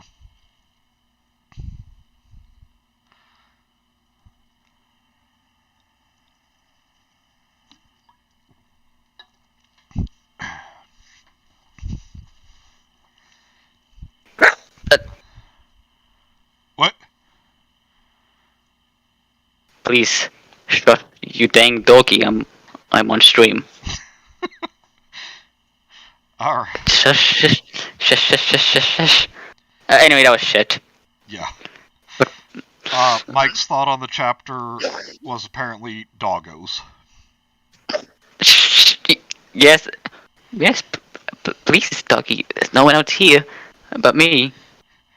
I have no context for any of this, and at the moment, mostly picturing Skyrim bandits. Raptor has Doge? How did I never know this? Oh yeah, he has a very cute little Doge. Louis. Because Chewbacca. He needs a Shih Tzu. Aw. Okay, I think he's gonna quiet down now. Alrighty. Alright, so in the immortal words of John Jaffrey, well, that was a load of shit. And since it was so horrible, on to chapter 2. Yay! Greenfinch in Linnet Bird. Hello, everyone! Matthias Christian here again with another chapter as I have another stroke. I hope you'll enjoy it. Leave a comment so I may know what you think. And until next time. Now, I'm sure he's a Verg good Sue. I get it. I call dibs on Charlotte. Okay. Calling your dog a shih tzu isn't very nice. The story make any more sense if I had read or seen Berserk? Yeah, a bit. But it would still be shit. In fact, it'd be worse because... No, I'm sure he's a very good zoo. Anyway. Yeah, I'd say yes also, but not much because, like I said, I've seen the original anime and I've gotten like the cliff notes of the remainder of the series, and it's still not making a lot of sense to me. I'm sorry, Anyway. Raptor, go ahead. No, the Griffith! It sounds like Miss Piggy. Shush. What is she supposed to look like?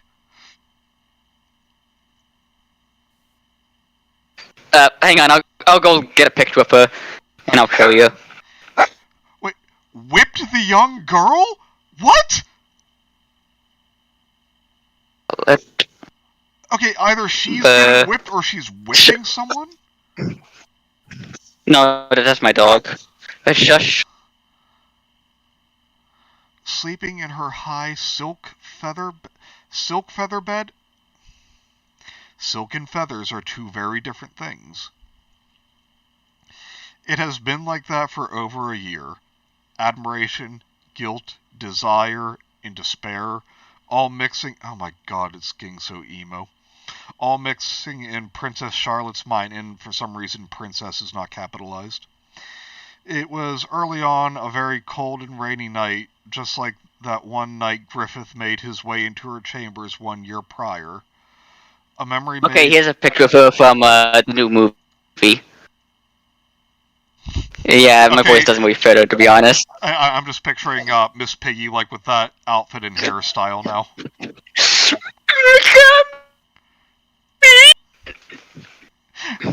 Poor Bork. She whips her Hang on. Alright, a memory made bitter by the actions of the man she refused to call father. But I bet she was calling Griffith daddy. Hey-oh! Hey-oh. See, what happened to her was kind of fucked up.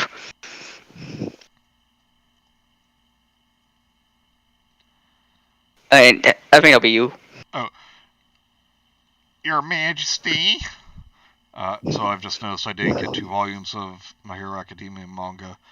Got the volume of the manga and a volume of the School Briefs light novel. I'm still happy about it, but damn, I need to pay more attention to what I'm buying. Huh. Let me know how that is. I've not heard of that. Said Charlotte's servant, Anna, at the door. Anna spent the last year in a pure state of worry for her young mistress. Seeing Miss Piggy as she grows thinner from under eating, as she cries every day, unable to do anything. Hey! Screamed Piggy, as she always did early in the morning. Anna sighed. Your Majesty, you need to eat. Do you think Lord Griffith would like to see you like that? My Lord Griffith! Wait, what? That was supposed to be whispering? Whispered Anna. She wouldn't dare the risk of Griffith. God damn it. I don't know why that was such a delayed reaction. I don't know. Maybe. She wouldn't dare the risk of being heard uttering Griffith's word inside the castle, but at the same time, she knew it was the only way to take Charlotte out of her distraught and hopeless mind. I'm sorry, I said Charlotte. Piggy unlocked the door quickly. Anna entered with her plate of food. Here you go, Your Majesty. Oats with strawberries and grapes, a goblet of southern red, said Anna, handing Piggy the plate of food. The young princess was not interested in the slightest in the cereals, fruits, and wine before her, but she pushed herself to eat. See, now I'm picturing like an absolute, like, Miss Piggy moment. Oh no, I could not possibly eat.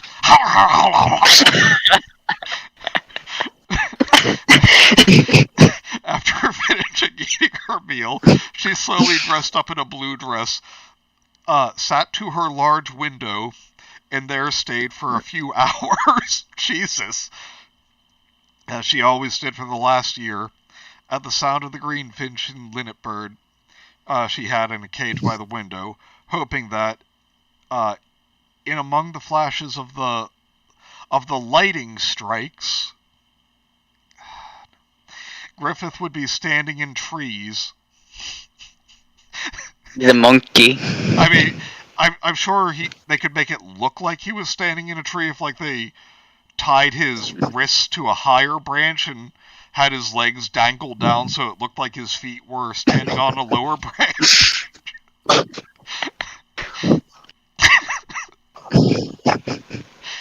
It's like, oh, Griffey, come to me! Guts is like, oh, didn't think about this one. Just, like, cuts him down, just, like, chucks him through the window. Ah!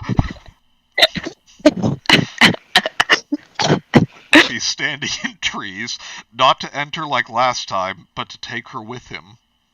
Finally, she decided to stretch her legs, so she put some seeds in the cage for her bird, and with Anna accompanying her, she got out of her chambers, walking around the castle.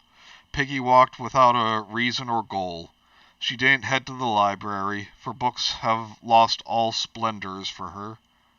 That means nothing.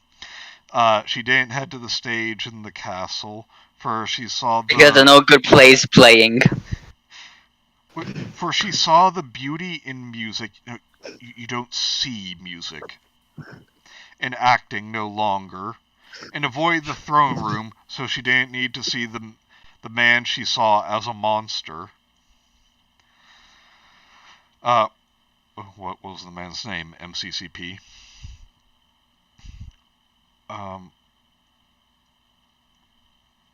That's you. Excuse me, Your Majesty, said a strong voice. Piggy looked at the man that called her. He was a tall man, with short, dark brown hair and a well-trimmed beard, in a celebratory armor.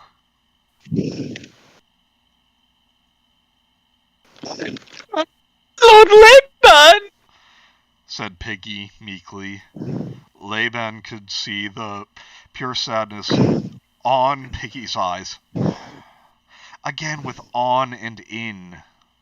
They're not interchangeable. And could guess the reason. He sighed. Well, Majesty, if it didn't bother you, I wish to know where your And he noticed Anna making a sigh for him to stop. I mean, that might be a sign, but whatever. We expected this typos at this point. He rephrased himself. Your Grace, the king is? He asked. Piggy looked down.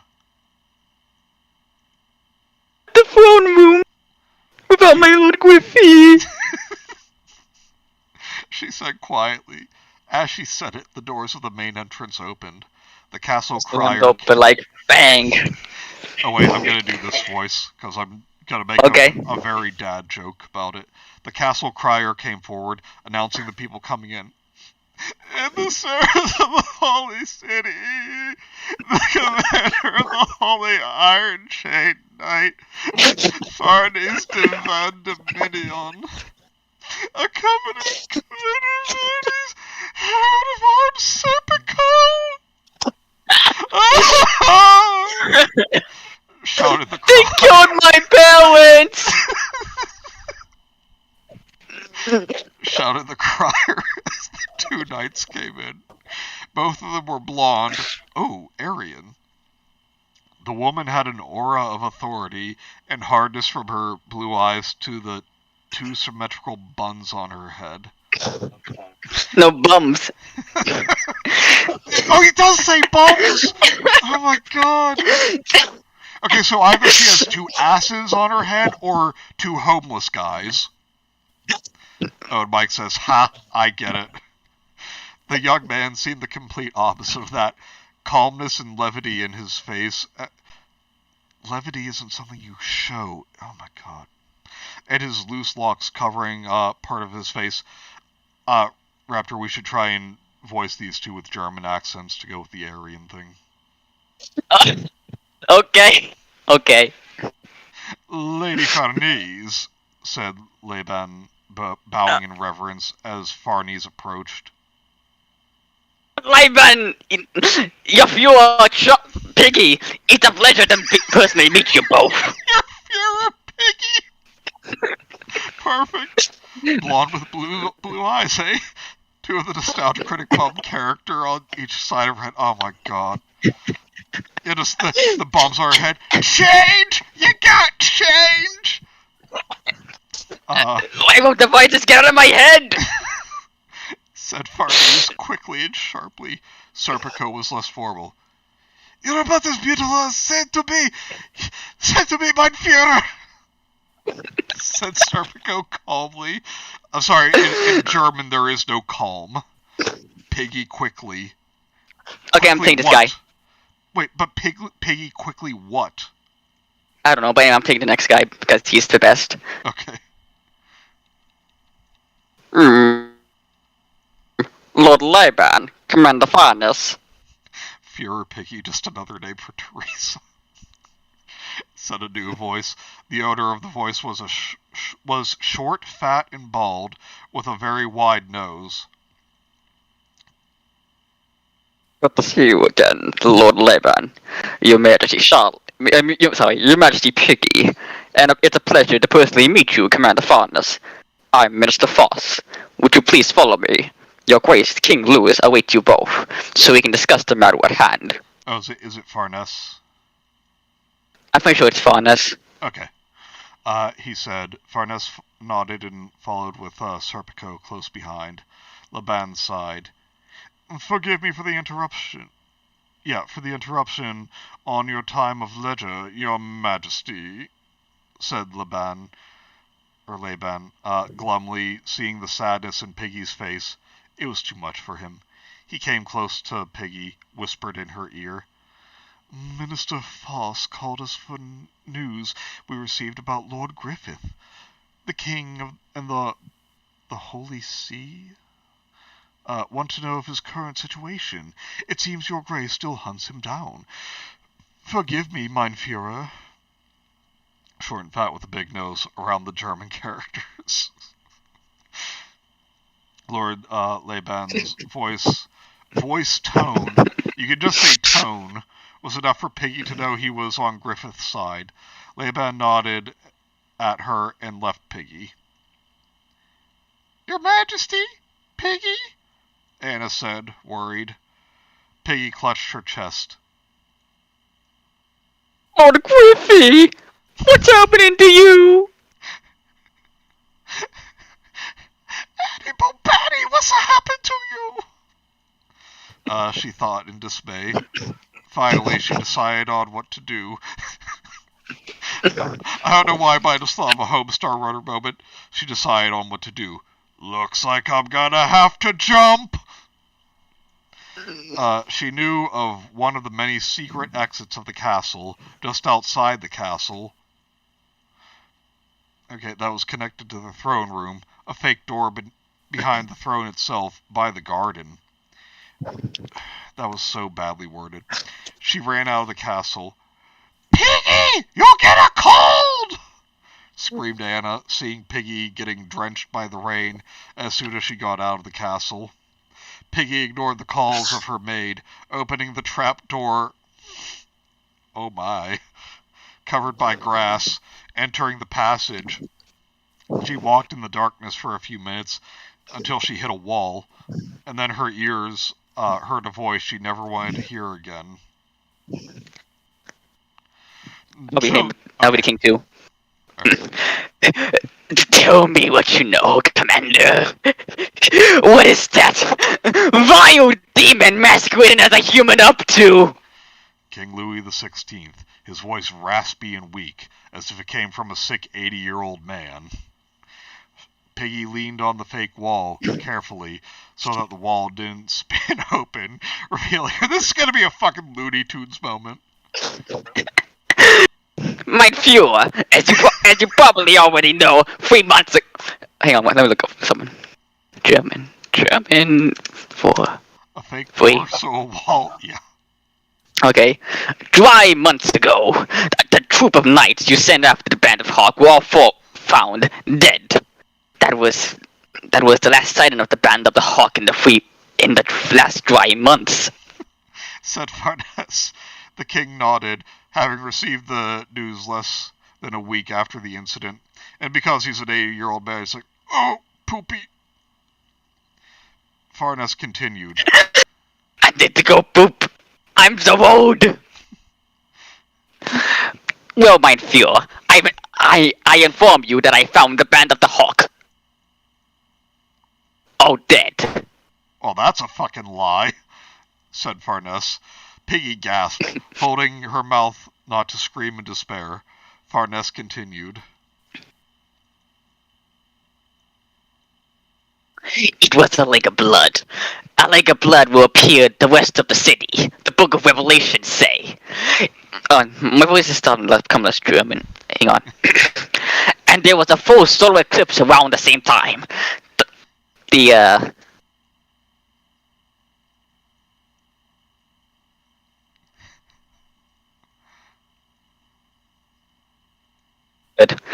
first full solar eclipse in the last 1,000 years. Since the fall of Fura Gaiswick, the sun dives 5 times. The sun dives. Hang on. I need to sharpen my German skills. The sun dives 5 times. I'm sure an ally of the holy city knows the prophecy. Farnes said. The king nodded. Piggy also understood what Farnes was talking about, having read the entire Holy See Bible 3 times. Wow, she's boring. At that point in her life. The revelations say that when the sun dies 5 times, a red lake will appear to the west of the city with a name both new and old. It is proof of the 5th angel will alight. The angel is the hawk of darkness, the master of the sinful black sheep, the king of the blind white sheep. I don't know why this is getting so racist. The one who shall call upon the world an age of darkness. The man in gauze, King Ramses. Piggy knew those words quite well, but she didn't understand what Griffith's possible death could have to do with it. Farnes continued. This was enough to concern all who knew before the great Lord Hitler. That's a placeholder voice, I know. God. Okay, here we go. This was enough to concern all who knew before God. Seeing the signs of the coming of the Hawk of Darkness happening, but that was all we had. Until 3 weeks ago, Lord Laban. Holy See Bible? Why not Holy A Bible? Maddie's probably unnerving, not gonna lie. Honestly, I was like picturing some guy like rubbing his nipples as he said that. Farnes gave space to Laban. The Lord stood before his king. Your Grace, forgive me for giving this news.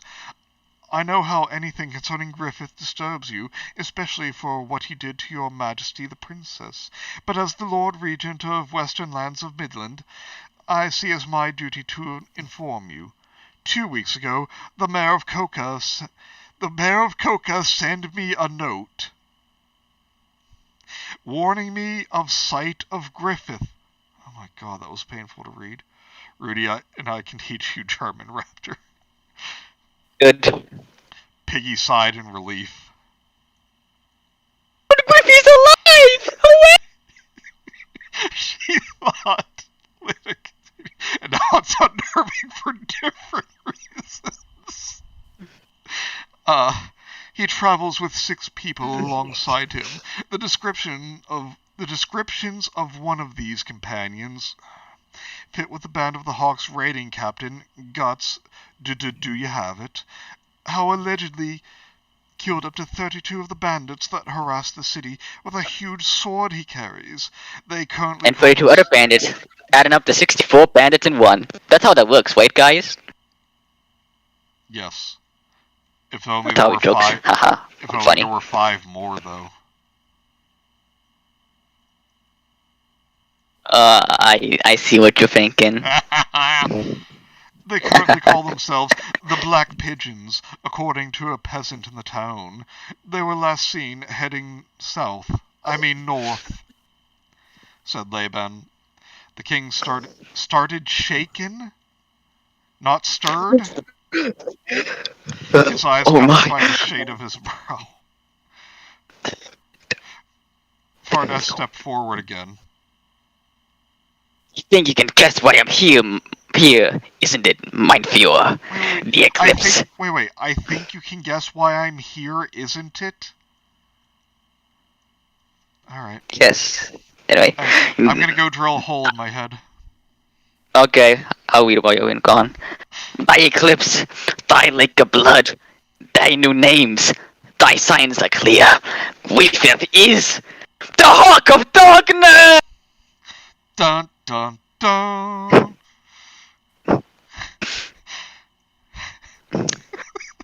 I love it. It's like a whole new paragraph and then just in all caps, the Hawk of Darkness. Who would win? Nintendo 64 bandits. They're led by the Nintendo 64 kid. It's like, kill the Band of the Hawk. Get him, guys! Nintendo 64! Who would win? It's 32 bandits. immediately decapitated by the Dragon Slayer. 32 bandits or 18 naked cowboys.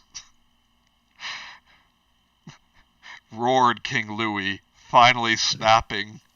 Again, that's worded so. How could I have been so blind? I should have seen through his masquerade of Messiah, leading us to our downfall like sheep! That bastard! That low-life little shit! I should have listened to my brother! God have him! He will pay! I'll make him pay! Wait, was that the king talking about Griffith or a raptor talking about Peppa Pig? I get it. He shouted and snared. I think he means snarled. He's a dog. Laban as shocked and horrified. Piggy was scared and worried. Farnes stood firm. Sure, I came to ask for jurisdiction in the territory of Midland to the Holy Iron Chain Knights, so we may stop the Hawk of Darkness before thy age of darkness is upon us. Oh yeah, it just says Holy Chain Knights, but you said it correctly. I was gonna say, wasn't it Holy Iron Chain Knights before? Yeah, it's the Holy Iron Chain Knights. You just forgot the iron part. Way to go. Maybe there's like some other like team of decorative ornamental knights called the Holy Iron Chain Knights, so they had to change the name to avoid yield copyright infringement. Wake up, sheeple, says Cameron. Then something happened to Louis XVI. His mind, his sanity snapped. King Louis from the Jungle Book. He wants the red flower. He wants the bananas. Said Farnes. The king frantically nodded. Yes! Do your duty knowing the people of Midland and armies of Midland are with you, Commander. All I ask is that the Hawk of Darkness is brought back to me. As for his group of heretics, do as you wish. I'll send word to a count in the north, Vlad Tepes. He's already doing God's work, hunting down heretics after his wife was murdered by them. He'll be of great help while I prepare my forces. I'm sorry, wait, what, Vlad Tepes? Fucking Dracula? Oh yeah, this is like a complex reference you understand. Basically, in the very first manga of Berserk, before it was actually like published and serialized, we got to find an apostle named Vlad Tepes, who was very much meant to as a homage to him. Oh, that's cool. But in the series proper, the design for like Vlad Tepes, this fat guy, was used for another apostle, the Slug Count. So they basically like giving him this name. Even though the Slug Count has nothing to do with impaling or vampires. Weird. I mean, his name is freaking Slug Count. Slugs don't impale people. At least not monster slugs.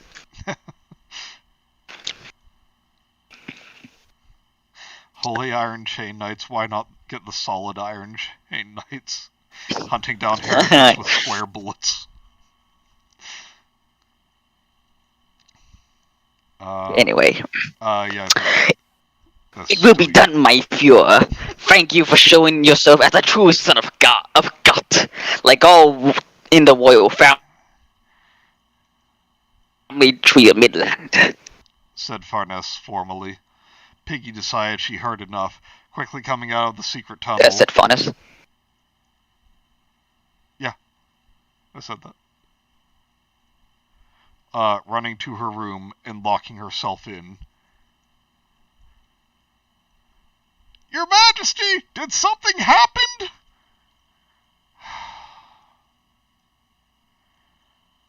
Oh my god. Get out of my door!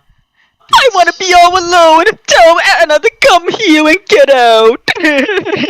Lord Griffey! Did something happen? Lord Griffey, I'm sad. This is how sad people sound. Shouted Piggy. And they think Lord Griffey is the Hawk of Darkness. No, they're wrong. And now the Holy Iron Chain Knight has jurisdiction over the whole country. I must save Lord Griffey. But how? She thought, pacing through her entire room. And Mike says, Secret tunnel! Secret tunnel! Secret tunnel! So, are you guys gonna come to Omashu with us? Nope. Your Majesty, what happened? Said Anna, quickly taking a towel from the closet, draping it over Piggy. The girl was in a pure panic.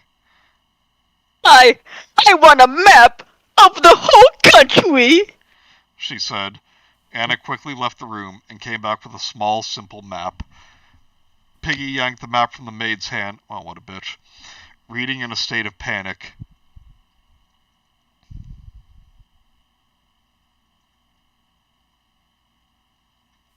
Anna, I need you to prepare horses and a cart. I'm going after Lord Griffey, she said firmly. Anna was stunned. Your Majesty? You can't do that. There's nothing we can do. Why can't I? What about the Lady Costco? She seemed very able. Screamed Piggy, remembering of the warrior woman in the band of the Hawk. And remember that racism is not okay. Oh, that's not based of you to say. I want a map of the whole country, a chessboard, and a bunch of pegs. Oh my god, no. Now I'm thinking of Empress Teresa, and I'm depressed. She trained as a warrior for years, my lady. I understand your wish, I really do, and I wish I could stay on a single voice for this character. But if you go alone, you'll die for sure, said Anna. Piggy stopped pacing around, angry. She knew Anna was right. She needed help to put on her dress right, let alone travel to the other side of the country. And then it dawned on her. If I go alone, Thank you, Anna. I know what to do. Piggy bolted out of her room. Her mind was clear. She knew the next step. Grab squib. Father! She shouted, entering the throne room as Farnes was about to leave. All stared at her. The king trembled because he pooped himself again, seeing his daughter, who has been avoiding him ever since Griffith escaped, standing before him again. Piggy felt her body freeze, seeing the man that over a year prior tried to rape her. Jesus! Right before her again. She breathed. It's for Lord Griffey. You don't mean it. She thought, stepping forward. Forgive me, Father, for being so blind. I was listening. For the last month, I foolishly helped Lord.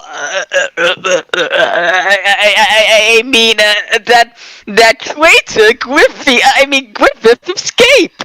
I blinded myself from the obvious truth, but now, thanks to Commander Farnes's words that I cannot understand because I can't speak German, I can see that the Hawk of Darkness was trying to use me as... Turn page. Swip. Use me as a means to an end to bring our people to an age of darkness. Boo-hoo. Cameron says, racism? More like baseism, because this is the email address my college knows I feel obligated to say this is a joke. Far be it for me to say, but how do you put on a dress wrong? Upside down? Yes, this version of Miss Piggy has suffered some brain damage. Back to front. Laban and Foss both had no idea how to answer to Piggy's sudden change of mind. Farnes looked on intrigued. Serpico gave a coy smile, quickly understanding Piggy's true intentions. The king got up. Oh, my sweet little girl. You have nothing to apologize for. Wait, you have nothing to apologize to. Come on! What is... Anyway. Anyway, you have nothing to apologize to. We were all tricked by the words of that scoundrel. Come here, my dear. Scoundrel? I like that. The king said, stretching his arms, and since he's so old, all of his bones cracked at once. My bones! His eyes filled with tears. Piggy gauged. No, jokes aside, the king wasn't actually that old doing the manga. He was like, maybe in his 50s. Yeah, but after Griffith, did the sex with his daughter, he degenerated badly. Like, very, very badly. Oh my. In fact, let me show you some pictures. Some pictures. She didn't want to be near that man. She was about to run away when she remembered why she was there. Mustering all her strength, she walked towards the king, and feeling extreme disgust. Feeling extreme disgust? Was she filled with liquid hate? Hugged him, her eyes closed, so she wouldn't face him. Did the sex Raptor 2021? I want to go with the Holy Unchained Knight so I can see him pay for that 10 page. For what he did to me, to you, to his companions who trusted him with his lives, to us all. I want to see him die for doing the sex with me. And again, it just says Holy Chain Knights. Like, I've only read the correct term once, and I get it better than this guy. She screamed, hiding her face from him, so no one would realize she actually talked of the king himself. The king was moved. How would they know? Yeah. If she stared at him, would you have probably guessed by the eyes, You know what's strange? She claims to want revenge on Griffith, yet her eyes are pointing to the king. Did the king do something bad? I wonder. It's like Looney Tunes. Like you just see a thought bubble come up and like a ticking clock. Dun, dun, dun, dun, dun, dun, dun. Oh! Oh my god, the king's a scumbag! What the fuck?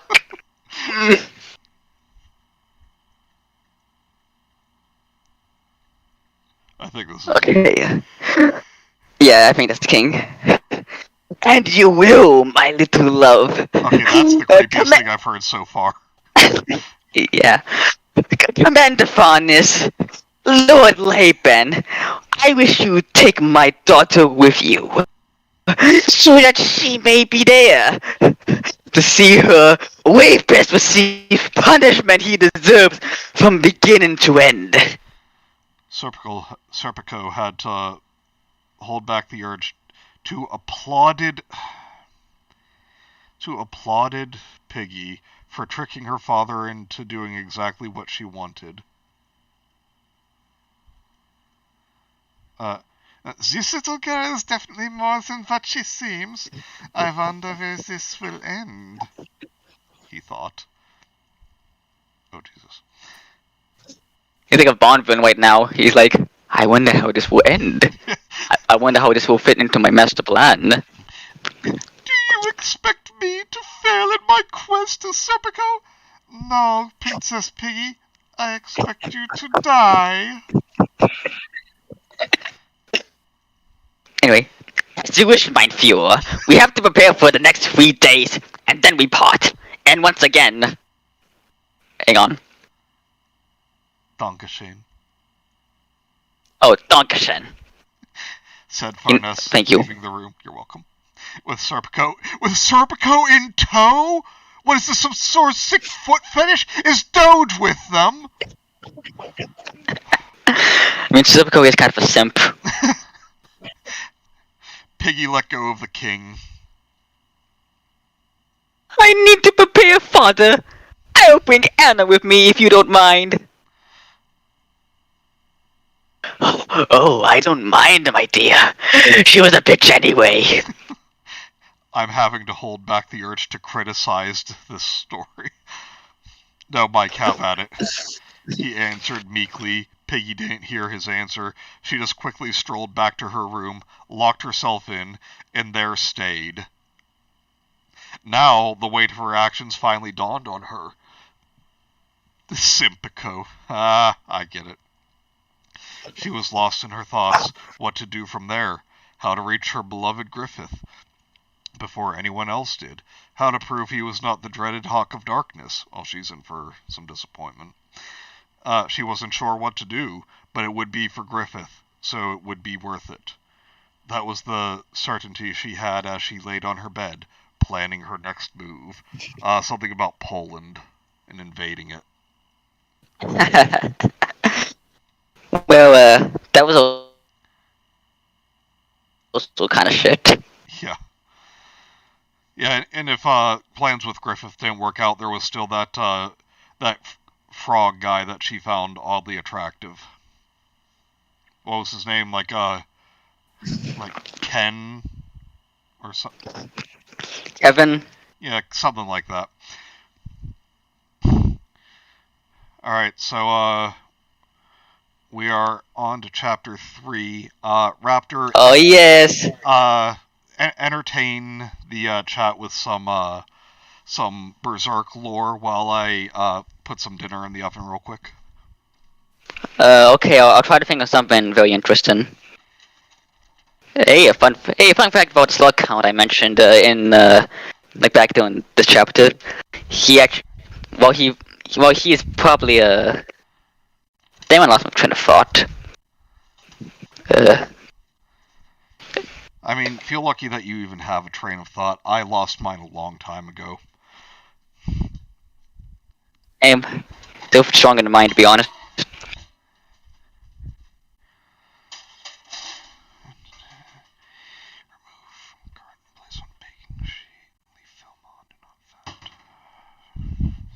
For 50 minutes, Frog guy. Do you know what happens to a frog when it's struck by lightning? No, what? No, Mike, I don't.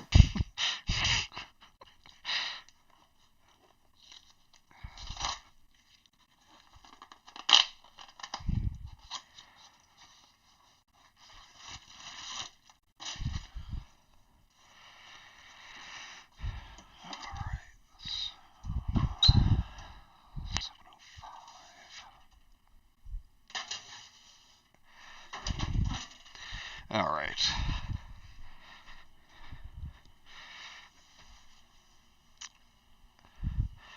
I keep missing the train of thought at the station. Ha! I get it. Also, Cameron, go to pub jail. Alright, back now. Chapter 3, Brandy and Kindness, Wine and Malice. That is the dumbest. Epic title. Epic. The same thing that happens to everything else. Halle Berry in the X-Men saying the dumbest line in history. Oh. There is an introduction from the author. Hello, everyone. Matty is Christian. Okay. I just want to warn everyone that since this chapter will introduce original characters... Oh. There are reference pictures and the chapter notes at the bottom. But anyway, let's wait to the end to see them because there is a very, very shocking thing about these characters, these quote-unquote original characters. Oh god. Be worried as I am. Yes. I mean, I looked at one before you said that, and I'm already just like, oh my god, why? Which one was it? Was it a Javert? The first one. Oh. The chapter notes at the bottom. The bottom, you mongoloid! To make easier to imagine the characters, I also put in there a fan map of the world of Berserk. I could have just, posted an actual picture from the manga or something, but I'm a lazy sack of shit. For the sake of geography, thank you for reading. Leah, a comment so I know what you guys know. And until next chapter. No, Mike, that was Storm. Also, can we have more Manny Whisper cooking ASMR? God damn it, no. Look, it pains me, but intrusive author named Christian OCs, the comparisons must be made. Christian is his last name. His first name is Matthias. Or Mateus, we're really not sure. The author, original characters, Raptor dying noises. Scraping the bottom of the barrel. Yep. Check the notes at the bottle. I'm not getting over that one for a while. And that's not all. That is not all. Yeah. And then X. Which I'll tell you at the end. Right. Because then again, you might fan out doing the course of the story. But without further ado, let's get crack-a-lackin'. Okay, Cobe, number 2. The morning sun was rising. There is a house in New Orleans. The first flashes of sunlight coming through the leafless trees of the bog, coming on to the black pigeons' dirty faces. The brands of sacrifice on their bodies stopping bleeding, giving them a sense of relief. Around them, in between the mud, cracked bones, tore down and burned trees, and tragically enough, 2 bodies.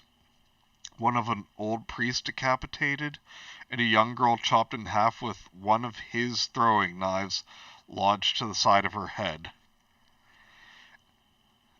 Forgive us, may you and your father meet your brother again. Ha-ha. said Jadot, pulling the knife out and gently closing the child's eyes. After a few minutes to catch their breaths, bury the bodies of the poor father and daughter, and take what they can take from their wagon. The black pigeons go to their wagon. Oh my god. This episode is sad and all, but let's pocket this stuff. Don't miss it. I made it back. Welcome back, Bagel. Hey, Bagel. Remember Suicide Squad? Bite this, Griffith, said Casca, putting a leather strap on... Oh god, where is this going? On Griffith's mouth before breaking an arrow in his left shoulder and pulling it out. Jesus. Are they, just because his limbs don't work, were they using him as a shield? Fuck you guys. I'm not a shield. Quiet, Shield. Shields don't talk, Griffith. They took care of each other wounds. Had a few hours of rest, and with Guts driving, after the disaster of the woman driving, they were finally on the road again. And that's the thing, the priest and his daughter didn't die from demons or anything. They died because Casca was a woman driver and ran them over. She was fawning over Guts while she was driving. He was texting and driving on Yield's cell phone. She was writing a note to give to their messenger hawk while driving. And it just flies into the back to Guts. Do you like me? Yes or no? That is until one of their wheels broke on a rock, aka the priest and his daughter. Oh, fuck off, said Guts, annoyed. Everyone got out, Griffith being supported by Jadot and Casca. Guts and Pippin lifted the cart. Ricketts slithered underneath to fix the problem. When that problem was solved, a new one came. Their brains started to bleed. Guts and Pippin started scouting the area until they heard in the bushes. Charlie. Damn motherfuckers! Shouted Pippin. Ricketts shot at the place with his crossbow. Jadot threw 2 knives. Why 2 all the time? Why just not 1? Guts and Pippin charged at it. Because Judo is a badass. Not here, but in the manga he is. Yes. In the anime.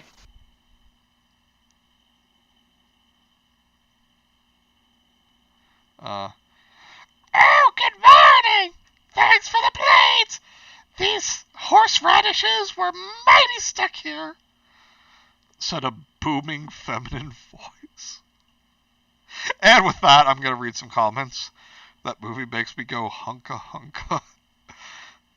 You do you, Bagel. You don't pull them out, you push them through. Pulling them out would cause excess bleeding. That's only if it's going all the way through, though. Sorry, I'm late. What did I miss? Hello, apostrophe music. Yeah, you've missed a lot, to be honest. This is a clusterfuck. I am the Lorax. I speak for the trees, and for some fucking reason, the trees are speaking Vietnamese. There were 2 men in a wagon. One of the men was young, with sharp features, possibly around Guts' age and height, but not as muscular. His hair was golden blonde. Oh my god. This is it. It's them. Going slightly below his shoulders. Sounds like a pansy. And his eyes were green and... shine. Almost like emeralds.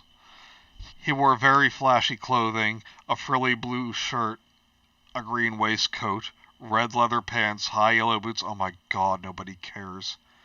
And strapped to his back, a violin and bow confirmed Griffith's guess that he was a bard. Oh, fuck off. The other man was much older, being short and skinny, with a round face. His long blonde hair came from a little red cap on his head. His cheeks and mouth were surrounded by a hobo beard. Oh my god. and his nose was round and red at the point, as if he was drunk, mainly because he was. Yeah, okay. His eyes were just like the young man, green and shine like emeralds. Oh my god. But his wardrobe was much more subtle, wearing very common clothes. Only things standing out were the blue general coat and the leather apron. The woman between them held the knives and crossbow bolt, jamming them into the horseradish roots. She was chubby and the tallest of them, just slightly below Pippin's brow, though her ginger hair, oh god, was tied up in a way that people could mistake her for being even taller. That makes no sense. Her eyes were bright and red like rubies. Oh my god, this is so fucking weeb. Behind them laid an iron kettle bubbling over a fire. I'm just picturing like a giant metal cow.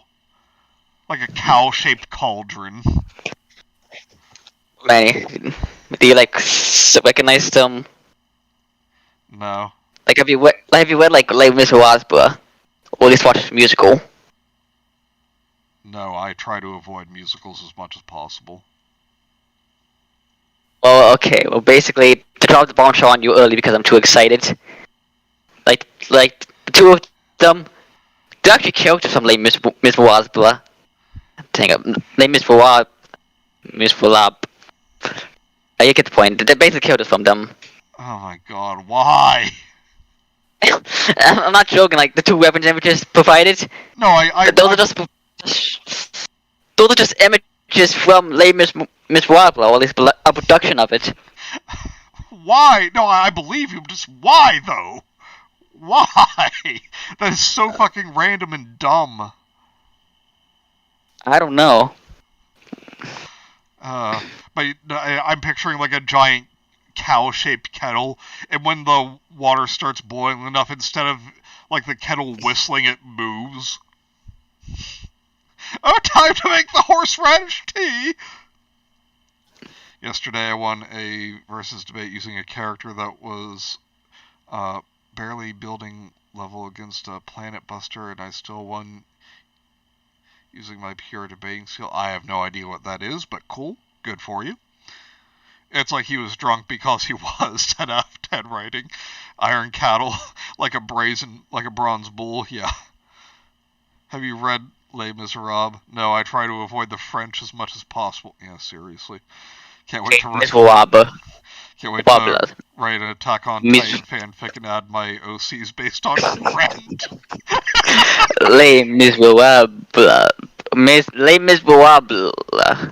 No, why is this hard to say? You see, Mike, that could be ended too easily, because whenever one of the Titans eats one of the Rent people, it gets AIDS and dies. Sorry, was that too dark? Nope.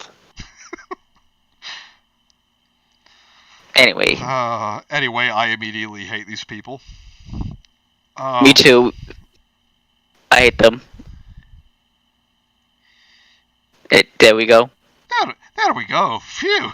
No, you lot would like some... No, you lot would like some venison stew.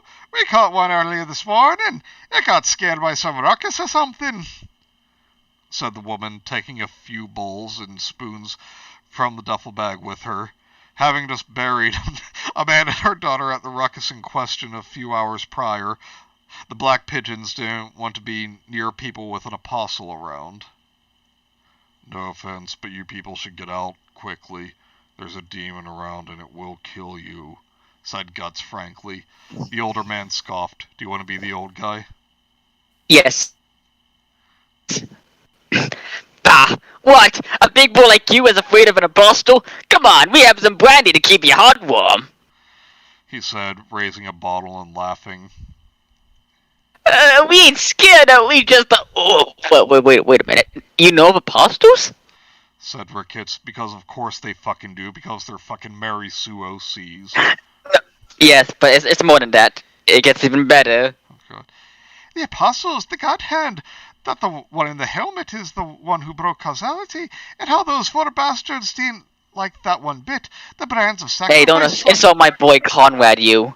He's based. He's a lad. The brands of sacrifice on you lot. How you survived the eclipse with Skull Knights. Help, of course. Hurry up. A few more minutes and the spices will evaporate. Said the woman, already separating their portions as if they had no choice but to accept. God, this is such Mary Sue crap. I'm the goat. Excellent. No, I literally laughed out loud at that, man. Good one. I'm glad.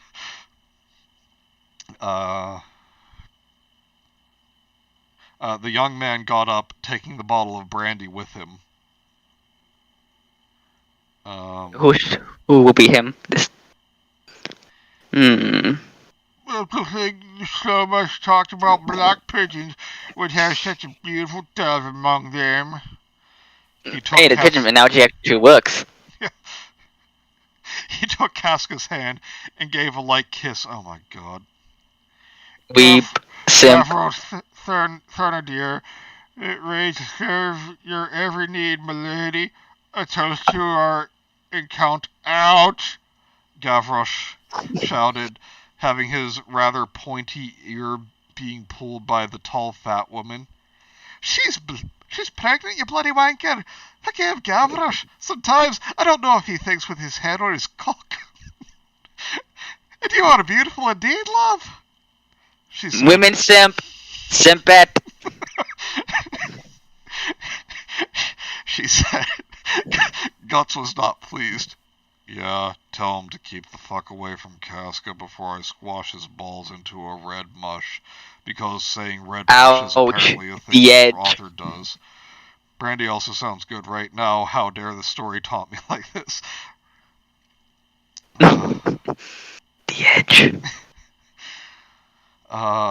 Guts said, pouting and embracing Casca. They just start doing it right there. No, Ricketts, Raptor Webfix Taxion. You know what? I'm gonna make that my new Discord username. Nice. Pippin and Griffith all had a light chuckle at Guts' clear jealousy. Oh my god. Wait, how did you know I'm pregnant? Asked Casca. Oh my god. The woman gave a smile. Hold on, I need to take a drink of water first. Oh, darling, you're pale. Casca is pale? I thought she was black. Like he's dark skinned. Okay, I was gonna. Is whitewashing Casca? I was just gonna kind of let it hang there, but okay, yeah, just go for it. Oh, darling, you're pale. Your breasts are clearly swollen a little red. Again, are you sure? And you're walking a little awkwardly. I remember how it was very well. Come, eat. You must keep your strength for your child's sake. Mrs. Cosette Thénardier. These two idiots are my husband, Marius Thénardier, and son, Gavroche Thénardier. The son was already okay, to give you introduced, like a reference. The woman and the husband. His name. Here. Okay, the husband and the wife. Those like the two characters who are nicked from Les Miserables. Just so you should know. Well, I kind of guessed since the two of them are ugly, but the son is like a dashing animu pretty boy. And I'm pretty certain like the son was like taken from like a D&D package. God damn it. Like he literally looks like he came from like a stock D&D elf that I was like, I'm gonna make this into a character for my story, and it's gonna be epic and kawaii and good. Okay, Maddie is Christian. I officially hate you for this. CBT from Wikipedia. Encyclopedia. All my friends are dead. This story is pure edge. Alright, anyway, let's get on with this. She said, helping Casca to sit down, handing her a steaming bowl of the stew, and filling it with another ladle of the stew. Oh my god, it is from a D&D package! Oh my god. Marius and Gavroche brought the rest of the black pigeons close to the fire, resting Griffith against a wood stump, giving them all their share of stew. But what about the opossum? Okay, Asked Casca, a little on edge, feeling the brand on her chest stinging. Hey, don't worry about them. It's the Apostle Count at Bram's castle you should worry about. He really wants that reward for the denier's blood. I can tell ya, what I got, she was at the eclipse. Come on, eat, people. Now that sounds less Scottish, less British, and more freaking cool guy. Does Mr. Ferdinando have like a skateboard and sunglasses on? I guess. When you're doing the Irish voice, you sound like you're getting even closer to having a mental breakdown. Well, that's because I am. Great news, Raptor. I have not seen or read Berserk or Les Miserables. This context is lost on me. Oh, God. Well, obviously you should read Berserk because it's really good. But not Les Miserables because I hate musicals. But you should read Berserk because it's really good.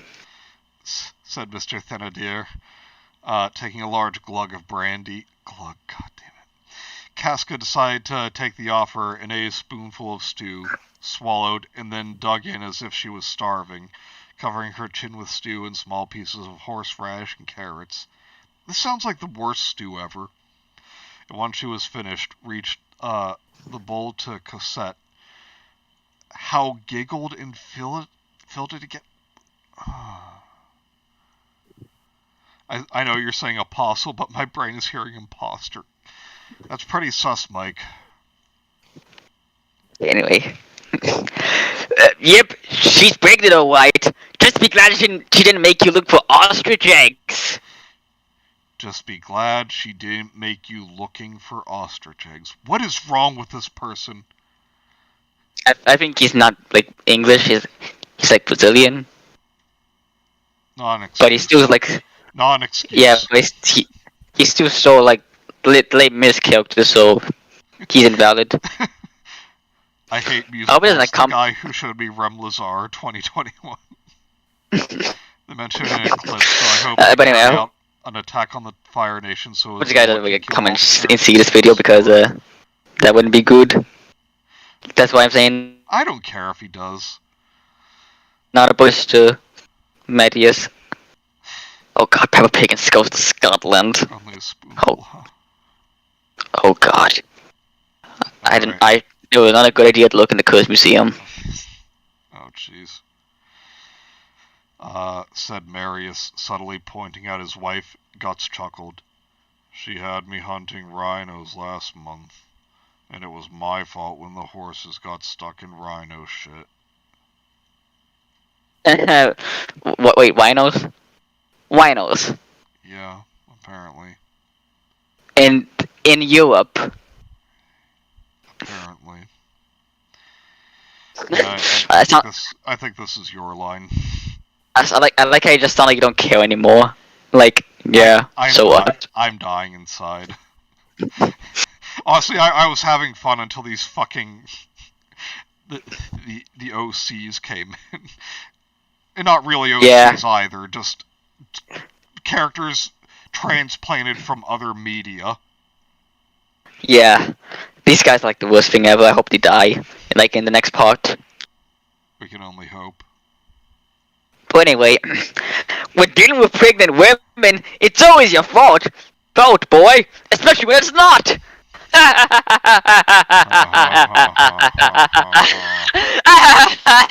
oh, I've been punched out. Spike comes from ostrich eggs. No, Speck comes from ostrich eggs. I got the horses in the back. Stuck in rhino shit sounds like an AVGN line. It does. The two laughed, and their laughter was cut by Casca punching Guts and Cosette punching Marius. Guts looked, and in front of him, Griffith held his notebook written. We're asking for it. Laugh emoji, laugh emoji, laugh emoji. And for the record, it was your fault for not seeing it. Laughing emoji, facepalm emoji, rolling on the floor, laughing emoji. You know, hashtag epic fails. For someone with no working tendons, he writes this stuff really quickly. He may be crippled, but he still has the power of speed on his side. Well, fuck you too, Shield, said Guts, putting his nose back in place. Griffith shrugged and gave his attention to the Mary Sue's.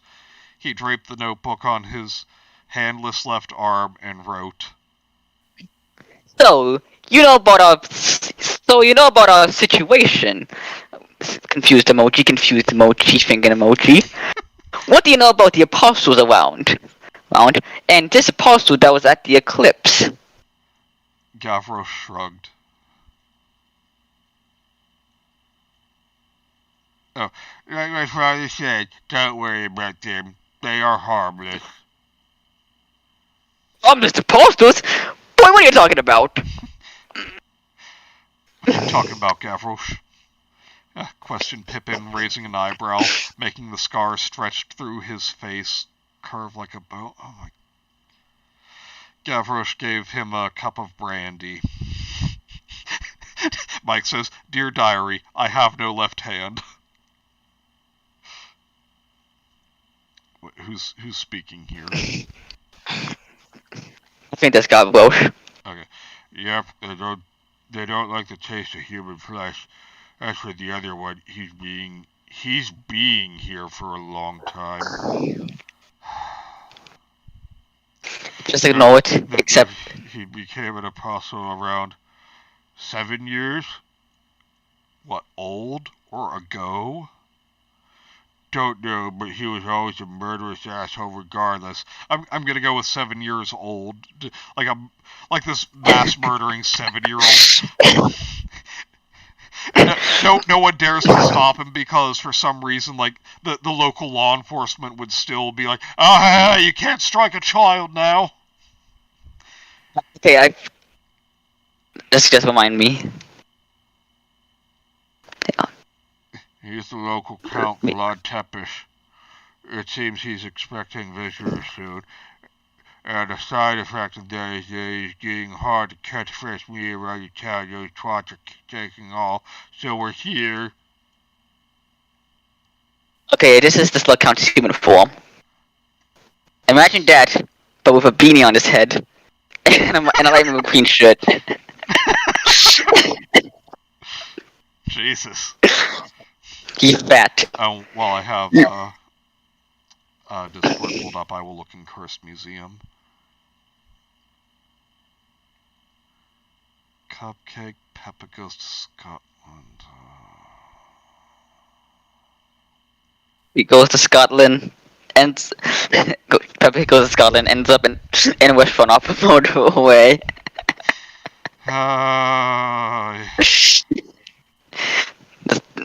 Yes, that should happen to Peppa Pig, because I hate her.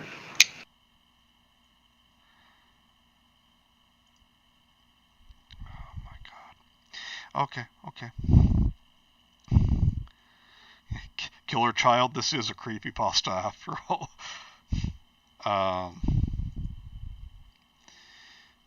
But how about his uniform? Something we should look for in a possible fight with him, huh? Asked Judo. Sorry, laddies. We never saw him as an apostle. But I guess that's a good thing, said Mr. Mary Sue. Mrs. Mary Sue looked away for a moment. There it is. Sorry, people, we have to go for now. We got to prepare a welcoming party for some people that are arriving today.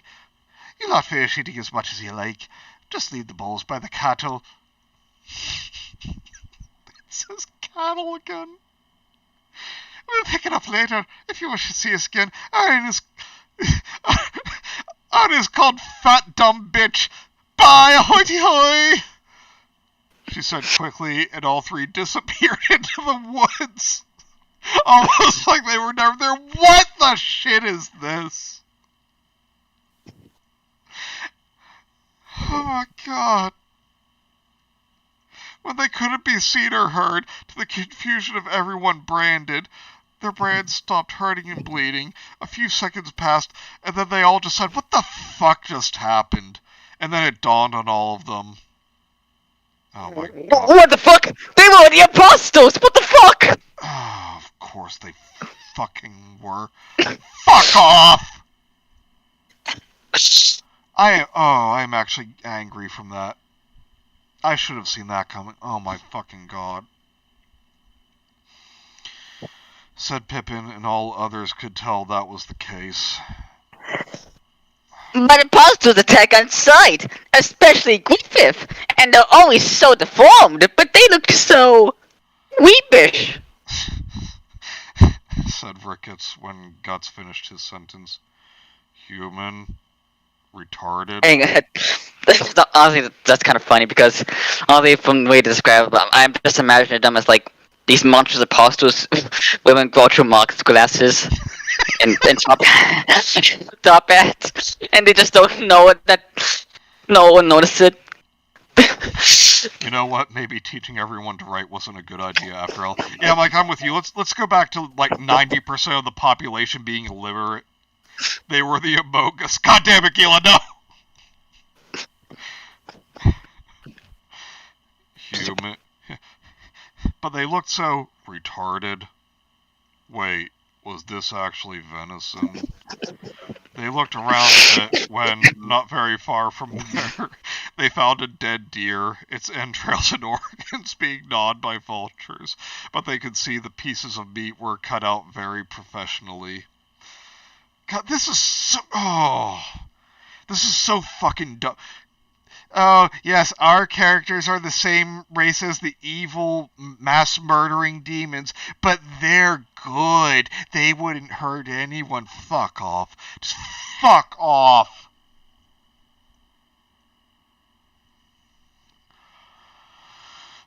This is not... They are goodies. This is not you fucking They, Yasha. like people. They left the black pigeons, relieved that they weren't tricked into cannibalism, but more confused. So, 3 apostles appeared out of nowhere, didn't attacks, made us venison stew, and gave us a word about another apostle, and left for seemingly no reason. This is going to be a long week. So good. Sussy fucking... Boggles. Alright, Mike and Gila, both of you go to unforgivable jail for those comments. Cameron says these sentences actually harm me.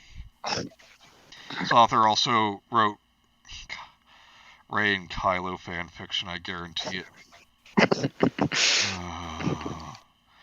Said Casca, at the direction the Mary Sues walked.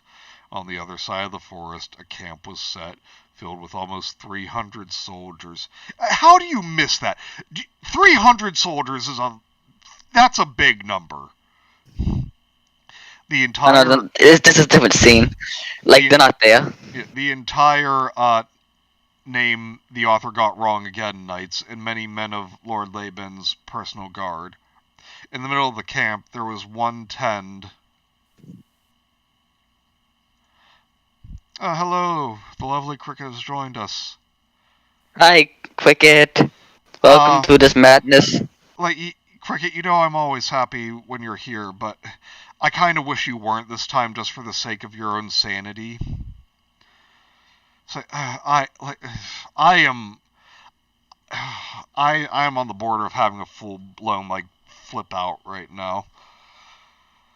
There was one tend... much more sophisticated than the rest, and much more guarded for the second... Oh, it was supposed to be tent. 300 Spartans, Hi, a bit late, but it was raining bad, and then I played video games with my brothers to distract myself. No problem. Sorry, it was raining. I hope you're doing okay now. For the second most important person in the realm, the sweet, Princess Piggy, stayed there, writing in her journal. Okay. My studies are correct. Lord Griffey and his group will be reaching Lupu in around a week or so after we do. Okay, it says Lupu, but I'm imagining it says Lupus. Just Hugh Laurie just comes in and smacks her with his cane. It's not lupus! Thank you, and oh my god, it's that bad.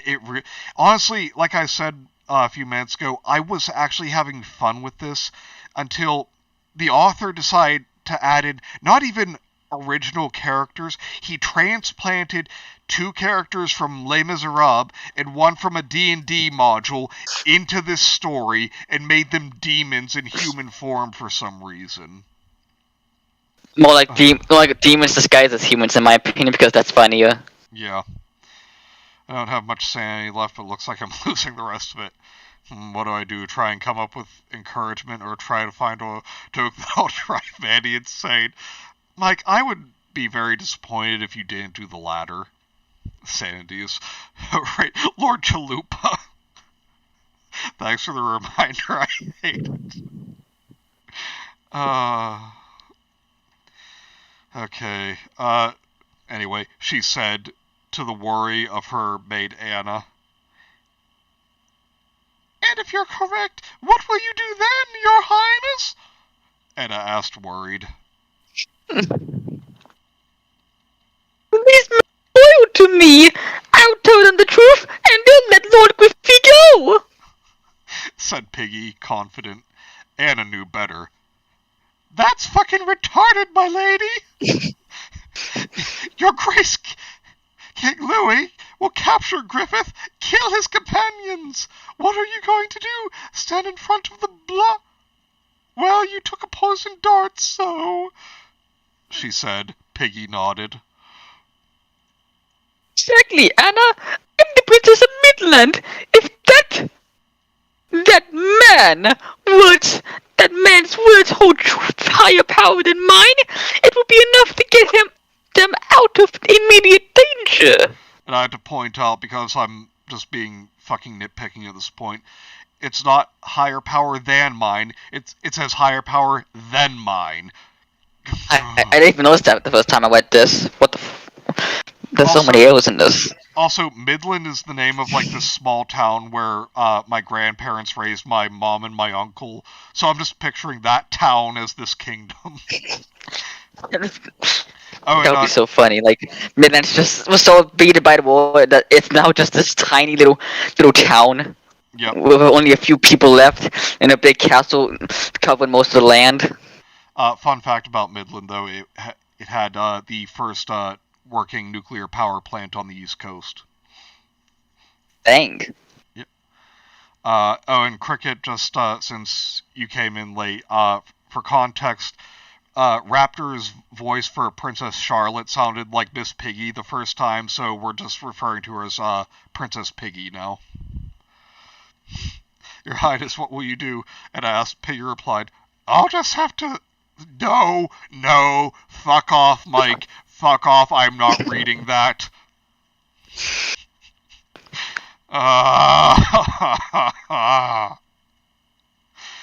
Piggy said, certain. Men is approaching! Infantry! Positions! Why not? It's already fucking crazy. These guys are all just making their own version of Suburban Knights in Midland. No! Stop bringing up fucking Channel Awesome. Lol. Shouted the captain of Lord Laban's forces, and the camp was taken by the sound of marching. But my lord, there is no such army. Then comes the marching of the Urukai. The infantry, led by Farnese, Serpico, Laban, and a short and stocky soldier, and the incorrectly named knights stood in front of the king. Hey! That soldier has a name, you know. His name is Azan. Do not forget my boy Azan, you friggin' offer. Raptor, can you say it? No, Raptor, do not say it. No, I'm seriously, like, that's his name. I'm being serious, like, do not forget his name, offer. Do not forget the name of my boy, Azan, the soldier. I mean, Gila was saying, Raptor, can you say Mike's comment, please? If you're my friend, please don't say it. I can't take that right now. Nah, I don't feel like saying it. You a king. Good, but anyway, seriously, the Strong Socket soldier has a name in the manga. Do not forget his name. If you're a true all fan, then say his name, Azan. Azan. Azan. Or is it Azan? It is spelled A-Z-N. A-Z-A-N. But okay. But point is, he has a name. Respect his name. Gila, why are you saying uwu? Or rather, why are you asking uwu? Alright, anyway, stood in front of the camp. Piggy and Anna came out slowly. A few seconds of tension later, the banners in question appeared. The soldiers approaching carried in their shafts the banners of 2 blue towers with a bridge in between them and a gray background. Oh my god. Like the freaking music plays during Bowser's Parade is playing right now. Like doing Mario Party, like doing the final level of this parade that comes and disrupts the players. I'm just imagining the music for that because this guy is villain. A short fat Italian with a bushy mustache, wearing blue overalls and a red cap, just starts jumping on top of them and crushing them. In between the soldiers, Anyway, brought by large black horses, there was a carriage, luxurious and pompous. The wood... A carriage is not pompous. The wood was shiny ebony. The doorknob was made of gold with a ruby on it. The rims of the wheels had a mirror-like red shine. Oh my god. We come in peace. As servants of the realm and the allies to the Holy See, I have the honor to present to you Lord Javert Wayne of the House Wayne. His name is Razan. Ha! Good one, Cam. Piggy, look, enemy infantry. Anna, sucks to your ass, Mark, Piggy. Okay, Mike, your unforgivable jail time is forgiven with that reference. Oh God, no, said Lord Laban, knowing quite well what type of man Lord Javert was. Piggy came forward, not understand what was going on. Seeing the carriage as it opened, out of the carriage, leaning in a black, well-polished walking stick, drinking a glass of intensely red wine. Intensely red? It's just blood. Or it's just cherry juice. I'm picturing it's like strobe light red. Like a red strobe light. Oh, look at that! Look at that intense wine! A pompous carriage sounds a bit rude. I guess it does, Bagels. Guess it sounds a bit like... Bum! Oh. Came Lord Javert. He was very young, tall, and good-looking. Oh my god, shut up. Clad in black from head to foot, with a single speck of color... Oh, sorry, without a single speck of color... excuse me, about him anywhere, aside from a few white assets. Even his long hair and eyes were black. He has long eyes. His skin was very pale, almost as white as snow. Oh, so he was a white supremacist. And his lips had a smile of pure lust and malice in them. Hello, hello, hello, ladies and gentlemen. I'm Lord Javert. It's an absolute pleasure to meet you all. And it is very good to see you again, Laban. Said fat Javert, coming down his carriage. Laban, a light bowl. Though his thoughts at the moment were, I must keep this degenerate away from Princess Piggy. Fat Javert stood tall, looking at the group of soldiers in front of him, his black eyes shining at the sight of Farnese, Piggy, and Serpico. It's wine but full of steroids. Hyper-realistic wine. Pompous carriage sounds like a sex move. It's bright red Kool-Aid. It's wine but full of steroids. Is intensely red wine just, that's very old? I guess? That would make the most sense. This isn't your normal, average, everyday red. This is intense red.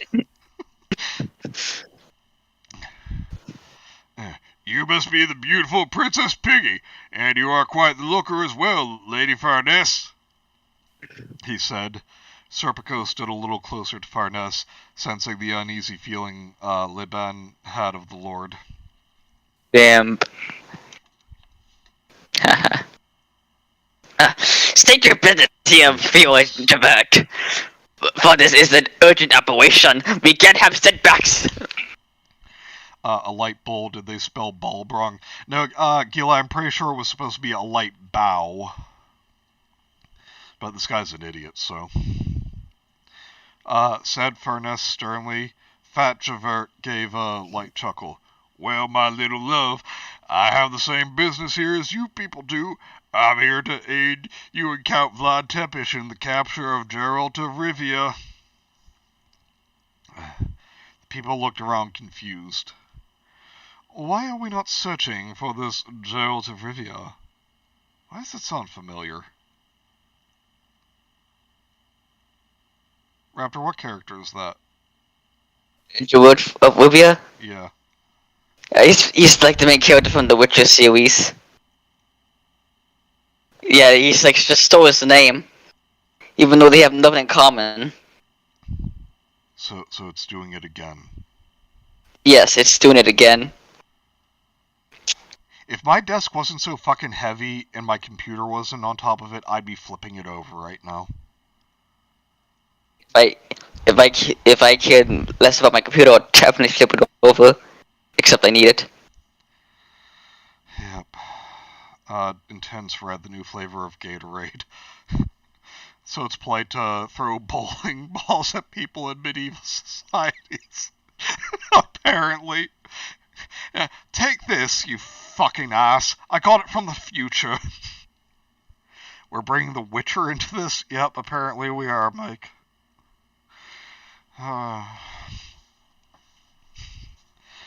Said Lord Laban, impatient. Fuck. We're after Griffith the White Hawk for the crimes of treason, rape, murder, kidnapping, and heretical acts against the Holy See. Lord Fat Javert, we are extremely busy, so if you don't mind, we need to move the camp into the city area, said Lord Laban, impatient. Fat Javert chuckled again. Griffith? Hey, so that's the name he's been using all this time? He must have taken it from Fanta's book as a fuck you to me. Who's this fat team people? Is he another character? Oh, yep, he's another character from Les Mis. From Les Mis. No! It's another character from Les Mis. What the fuck? I like Cameron's line about throwing bowling balls. Parry this, you fucking casual. At least I assume that's about the bowling balls. He knows how to hold a grudge, and had a taste for theatrical irony. Griffith's real name is Gerald of Rivia. Oh my god. No. No. Why?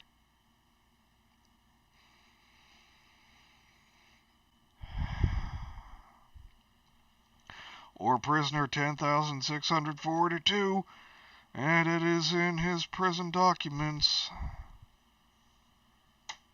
Prisoner one.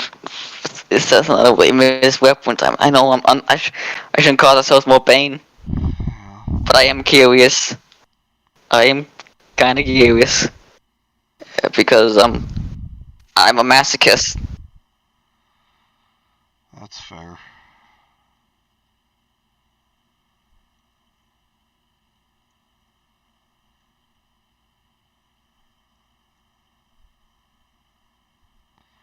Let me know what you find.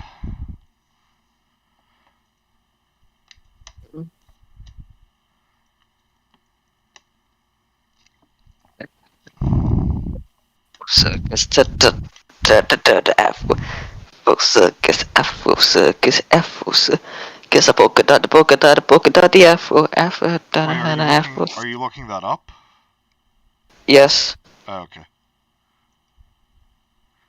I was gonna say, if you're not, it's your line. I know I mentioned him somewhere. Huh. His Let's see. name's just Gerald. He's from Rivia. That isn't his fucking name. Oh no, it says Gerald of Rivia. I just... It caused me so much mental anguish, I just kind of slurred it together. So that's on me. Then again, no, it's still on the author because he's the one who caused me that mental anguish, which led to the slurring. I'm not gonna say not a bully stream because this is now like a bully stream. Yeah, just keep reading. Let's get this over with. Hang on, John. Hey, there we go, John. Okay, it's not the personal number. Thank God. Phew. Good.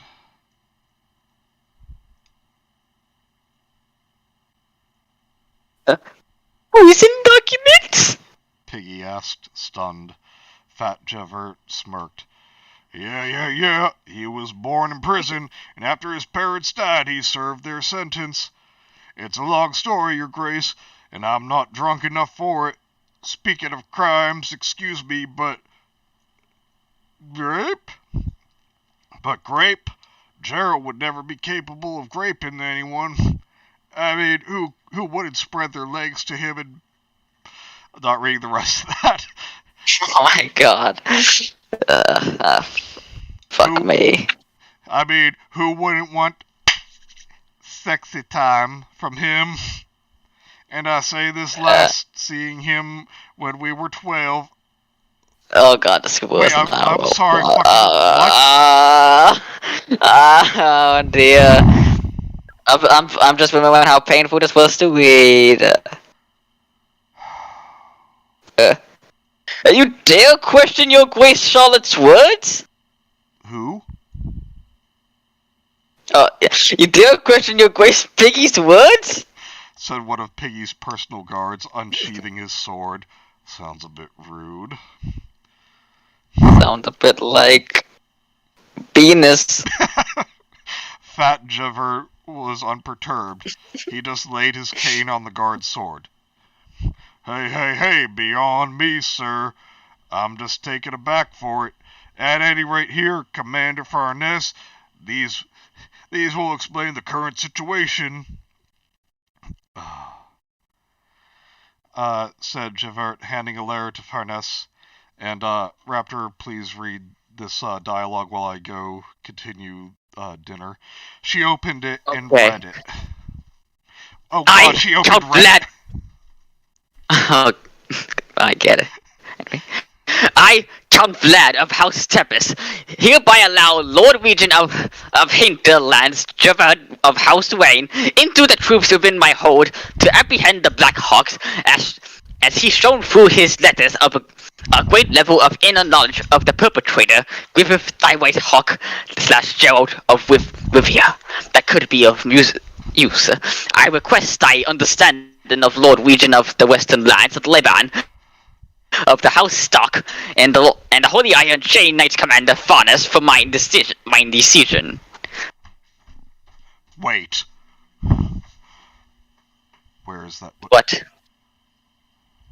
The House Stark is he bringing fucking Game of Thrones into this too?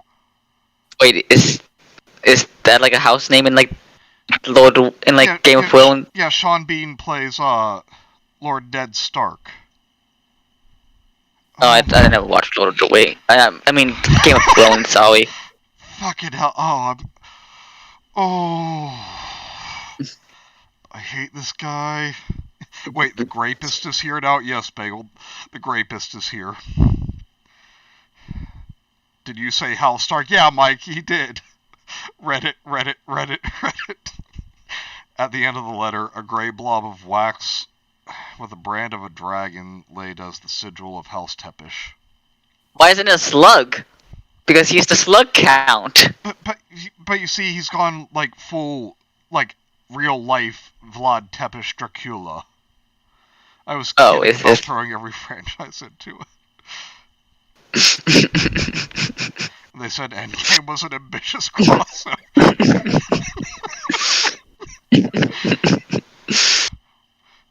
Okay, this is you again. Okay. Very well then. We will have to postpone our heading to thy country for another day. Due to your status, I ask that your tent be positioned with Lord Labrance and thy princesses. If it's not a problem for you, my lord. I mean, my Fuhrer. Said Farnes, indifferent. Liban did not like the idea of having Fat Javert there in the slightest. Fat Javert bowled. Absolutely not, Commander. Very well, prepare the tent, darlings. And thank you for the comprehension, Commander. Wine? Question. He said, offering his glass to Farnes. Okay, that's weird. This is an ambitious And that's smash. And I apologize for the declining quality of the Fat Albert voice. Even though it's his last slide, my throat is really starting to hurt from it. me too. Well, voice in general. Anyway, I don't drink alcohol at duty, my Fuhrer. If you excuse me, we have to reorganize our invasion of Poland. Based. She said. Piggy, Laban, and Serpico can sense it. An aura of malice and ill intent in Fat Javert, as his very lavish tent was set up. Piggy was worried for Griffith.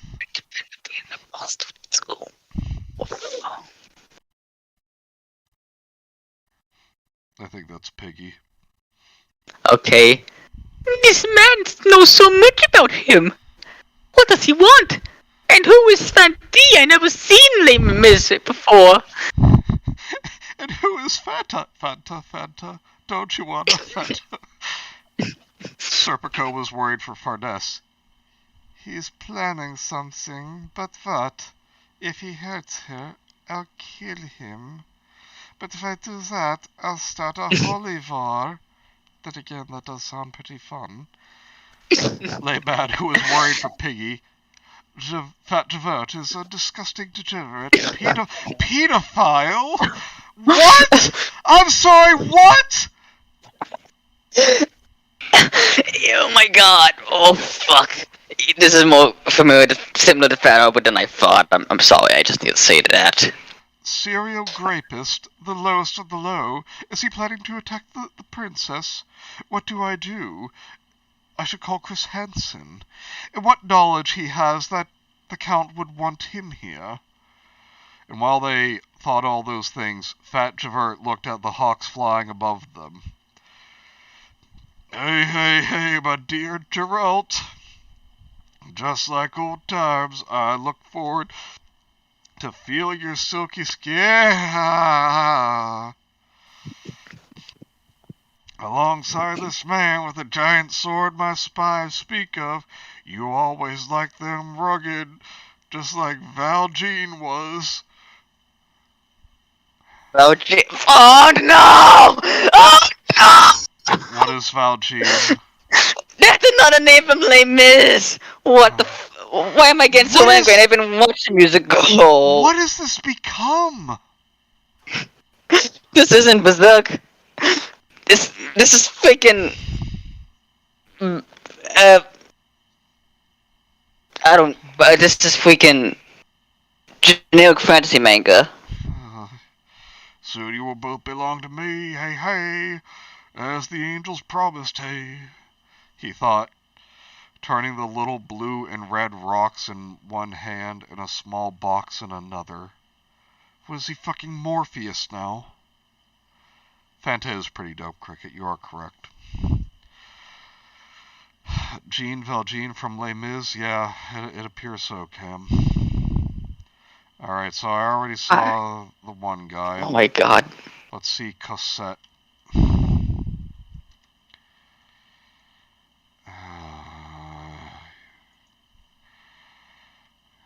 Gavroche. It's the Avengers Okay, Tumblr fandoms. Okay, Manny, so you probably can see why I did not like this when I first read it. Yeah. Yeah, I can definitely see why.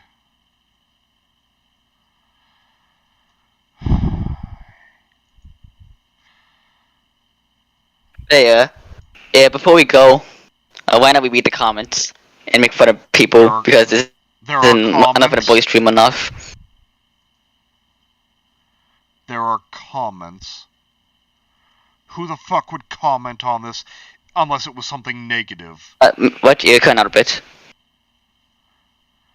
Alright, the first one is from Corregano. What is up with these apostles? Weird wink face. They seem suspicious. Not to give spoilers, but the Thenadiers are indeed sort of harmless. Kind of, maybe not, retard face. The one you Okay, Manny, before... What? Like, if you want some maximum comments, go up to the top of the page, click entire work, then click comments, and you'll be seeing everything, including my comment. Okay. And my weekly response. Alright, I use AO3 on the regular. I have spent so much time reading stuff on there, it's unbelievable, but this is a real big stinker. Honestly, if in-game was released in 2012, Tumblr users would have made all kinds of edits, photo manipulating the Doctor, Sherlock, and the Winchester brothers be involved. Oh my god. Cricket, please say something nice, because that's one of the worst things I've ever heard. I'm sure they already have. You're so right, and wow, I hate it. Alright, entire work. Comments. Puck is here. Fuck off. I'm just gonna find Raptor. Hey, Puck's good.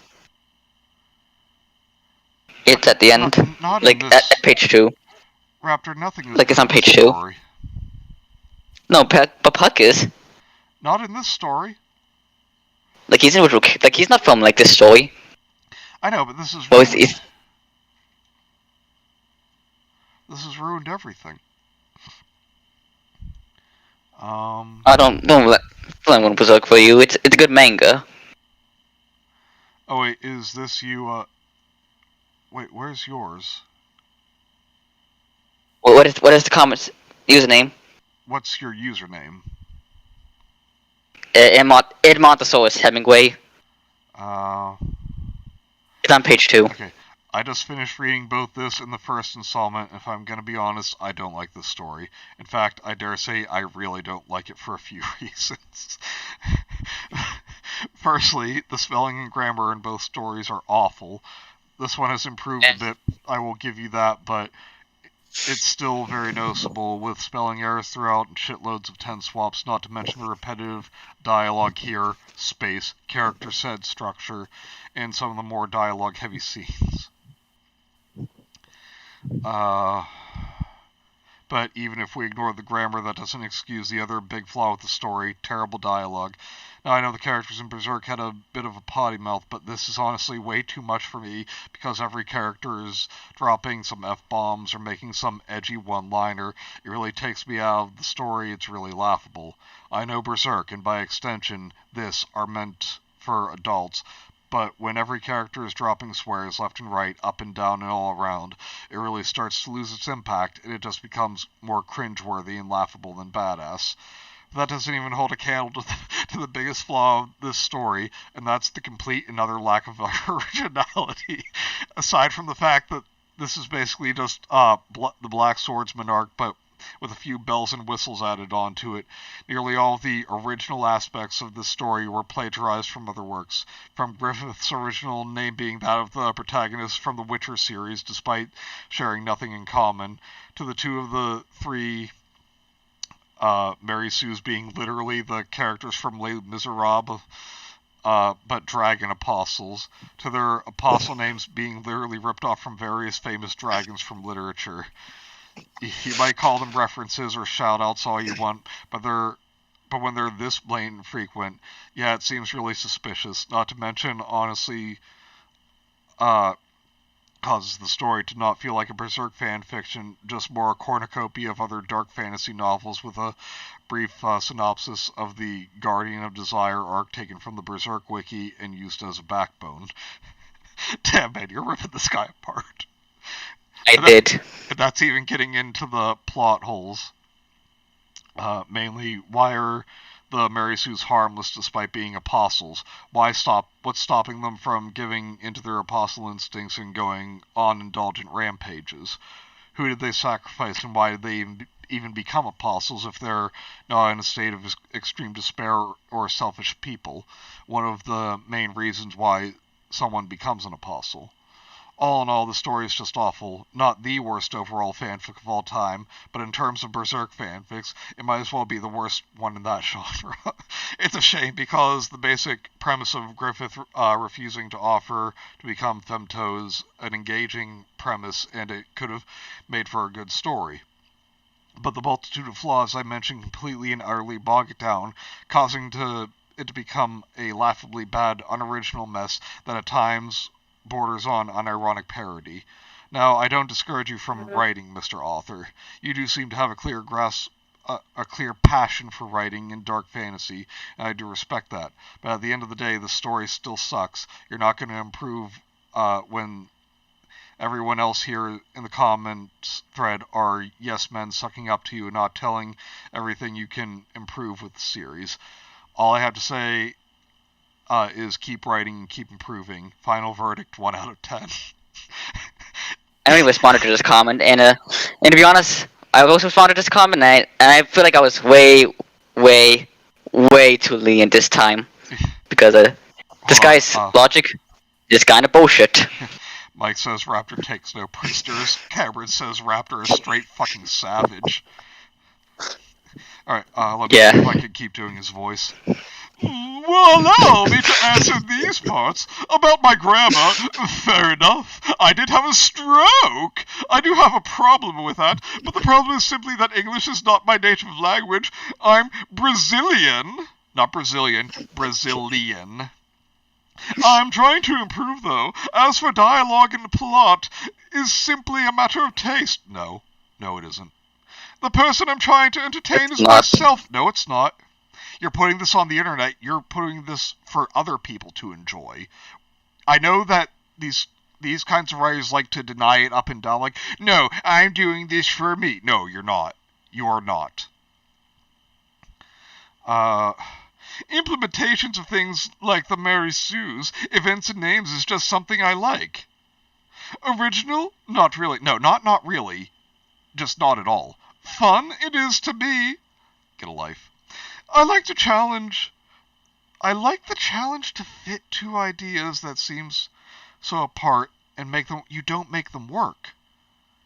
You just throw them in there.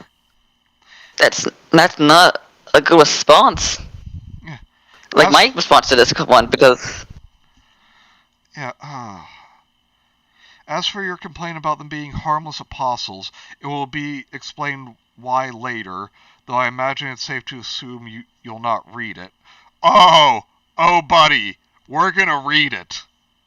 Yes, to be honest, I even subscribed to the series just so I can see the second part before anyone else. Because let me tell you, we're gonna tear this one down. I take back that cheers mate I gave you before, because you're not my mate anymore. My only problem with your comment is saying the people that enjoy my writing to this point are yes men sucking up to me. I can take criticism. I'm not flawless, but please don't get bystanders in the middle of this. No, he's right. They are just sucking up to you, because that's all that writing these stories on the internet is anymore these days. It's just one big circle jerk. In conclusion, if you don't like it, fair enough. Your criticism ranges from fair and understandable to personal taste. That is not invalid. Yes, it is. It's just a matter of what I'm doing is not for you. Thank you for reading it anyway. Cheers, mate. Don't worry, I shall read the next installment, because at the end of all, I want to see more people improve. I was too nice with that reply. Yeah. I was too nice. I guess I just ran out of angry juice back then. Yeah, I don't blame you. But honestly, right here and right now, I'm thinking back the comment. I'm thinking back that cheers mate, I hope you improve. Because you're not my mate anymore, Mr. Mateus Christian. Yeah, in fact, Cameron says, if it isn't your native language, use Grammarly and a beta reader. There's dozens of people that will do it. I have 4 people that have offered despite interacting. Oh, by the way, the father was left a comment on here too. He's below me. Nice. I'll read that in a moment. Beta reader isn't hard to find, and Grammarly is free, correct? Look, just because you put 2 things together does not mean they will work. Ketchup is great, strawberry ice cream is great, not together. Yeah. The fucking audacity of this author. Yeah, seriously. Oh. What? Okay. I thought Raptor left a long comment. Damn the father. So, yeah, oh yeah, he's pointing out the Game of Thrones reference too. I'm happy to be an alpha reader. Yeah, but yeah, the father, you brought up the same things, and he's just like, oh no, it's just fun putting it together. You can't just wave off that criticism, because it, as Raptor and the father have both said, as I've said throughout this reading, as the people in the chat have said, just throwing those things together, it doesn't work. They are far too different.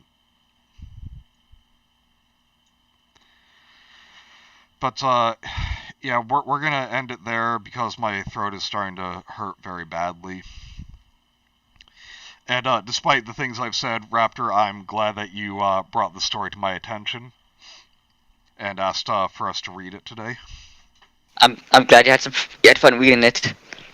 And, I hope you did as well. And yeah. Everyone in the chat, I hope you enjoyed. And, yeah, as long as this week is better than next week, which is basically, it's impossible for it not to be, I will be back Wednesday with more Hot and Cold Beans, and I'll be back Thursday with Raptor and Rudy for more of Fear and Loathing in Las Vegas. Yeah. So, please, yeah, and everyone, thanks for coming by for a last-minute stream on a Saturday evening. I appreciate that. I'll just say like, comment, subscribe for anyone in the future, because I know everyone here is already subscribed. But all you guys, please also leave likes. And I'll see you all next time. Same bean time, same bean channel. Bye.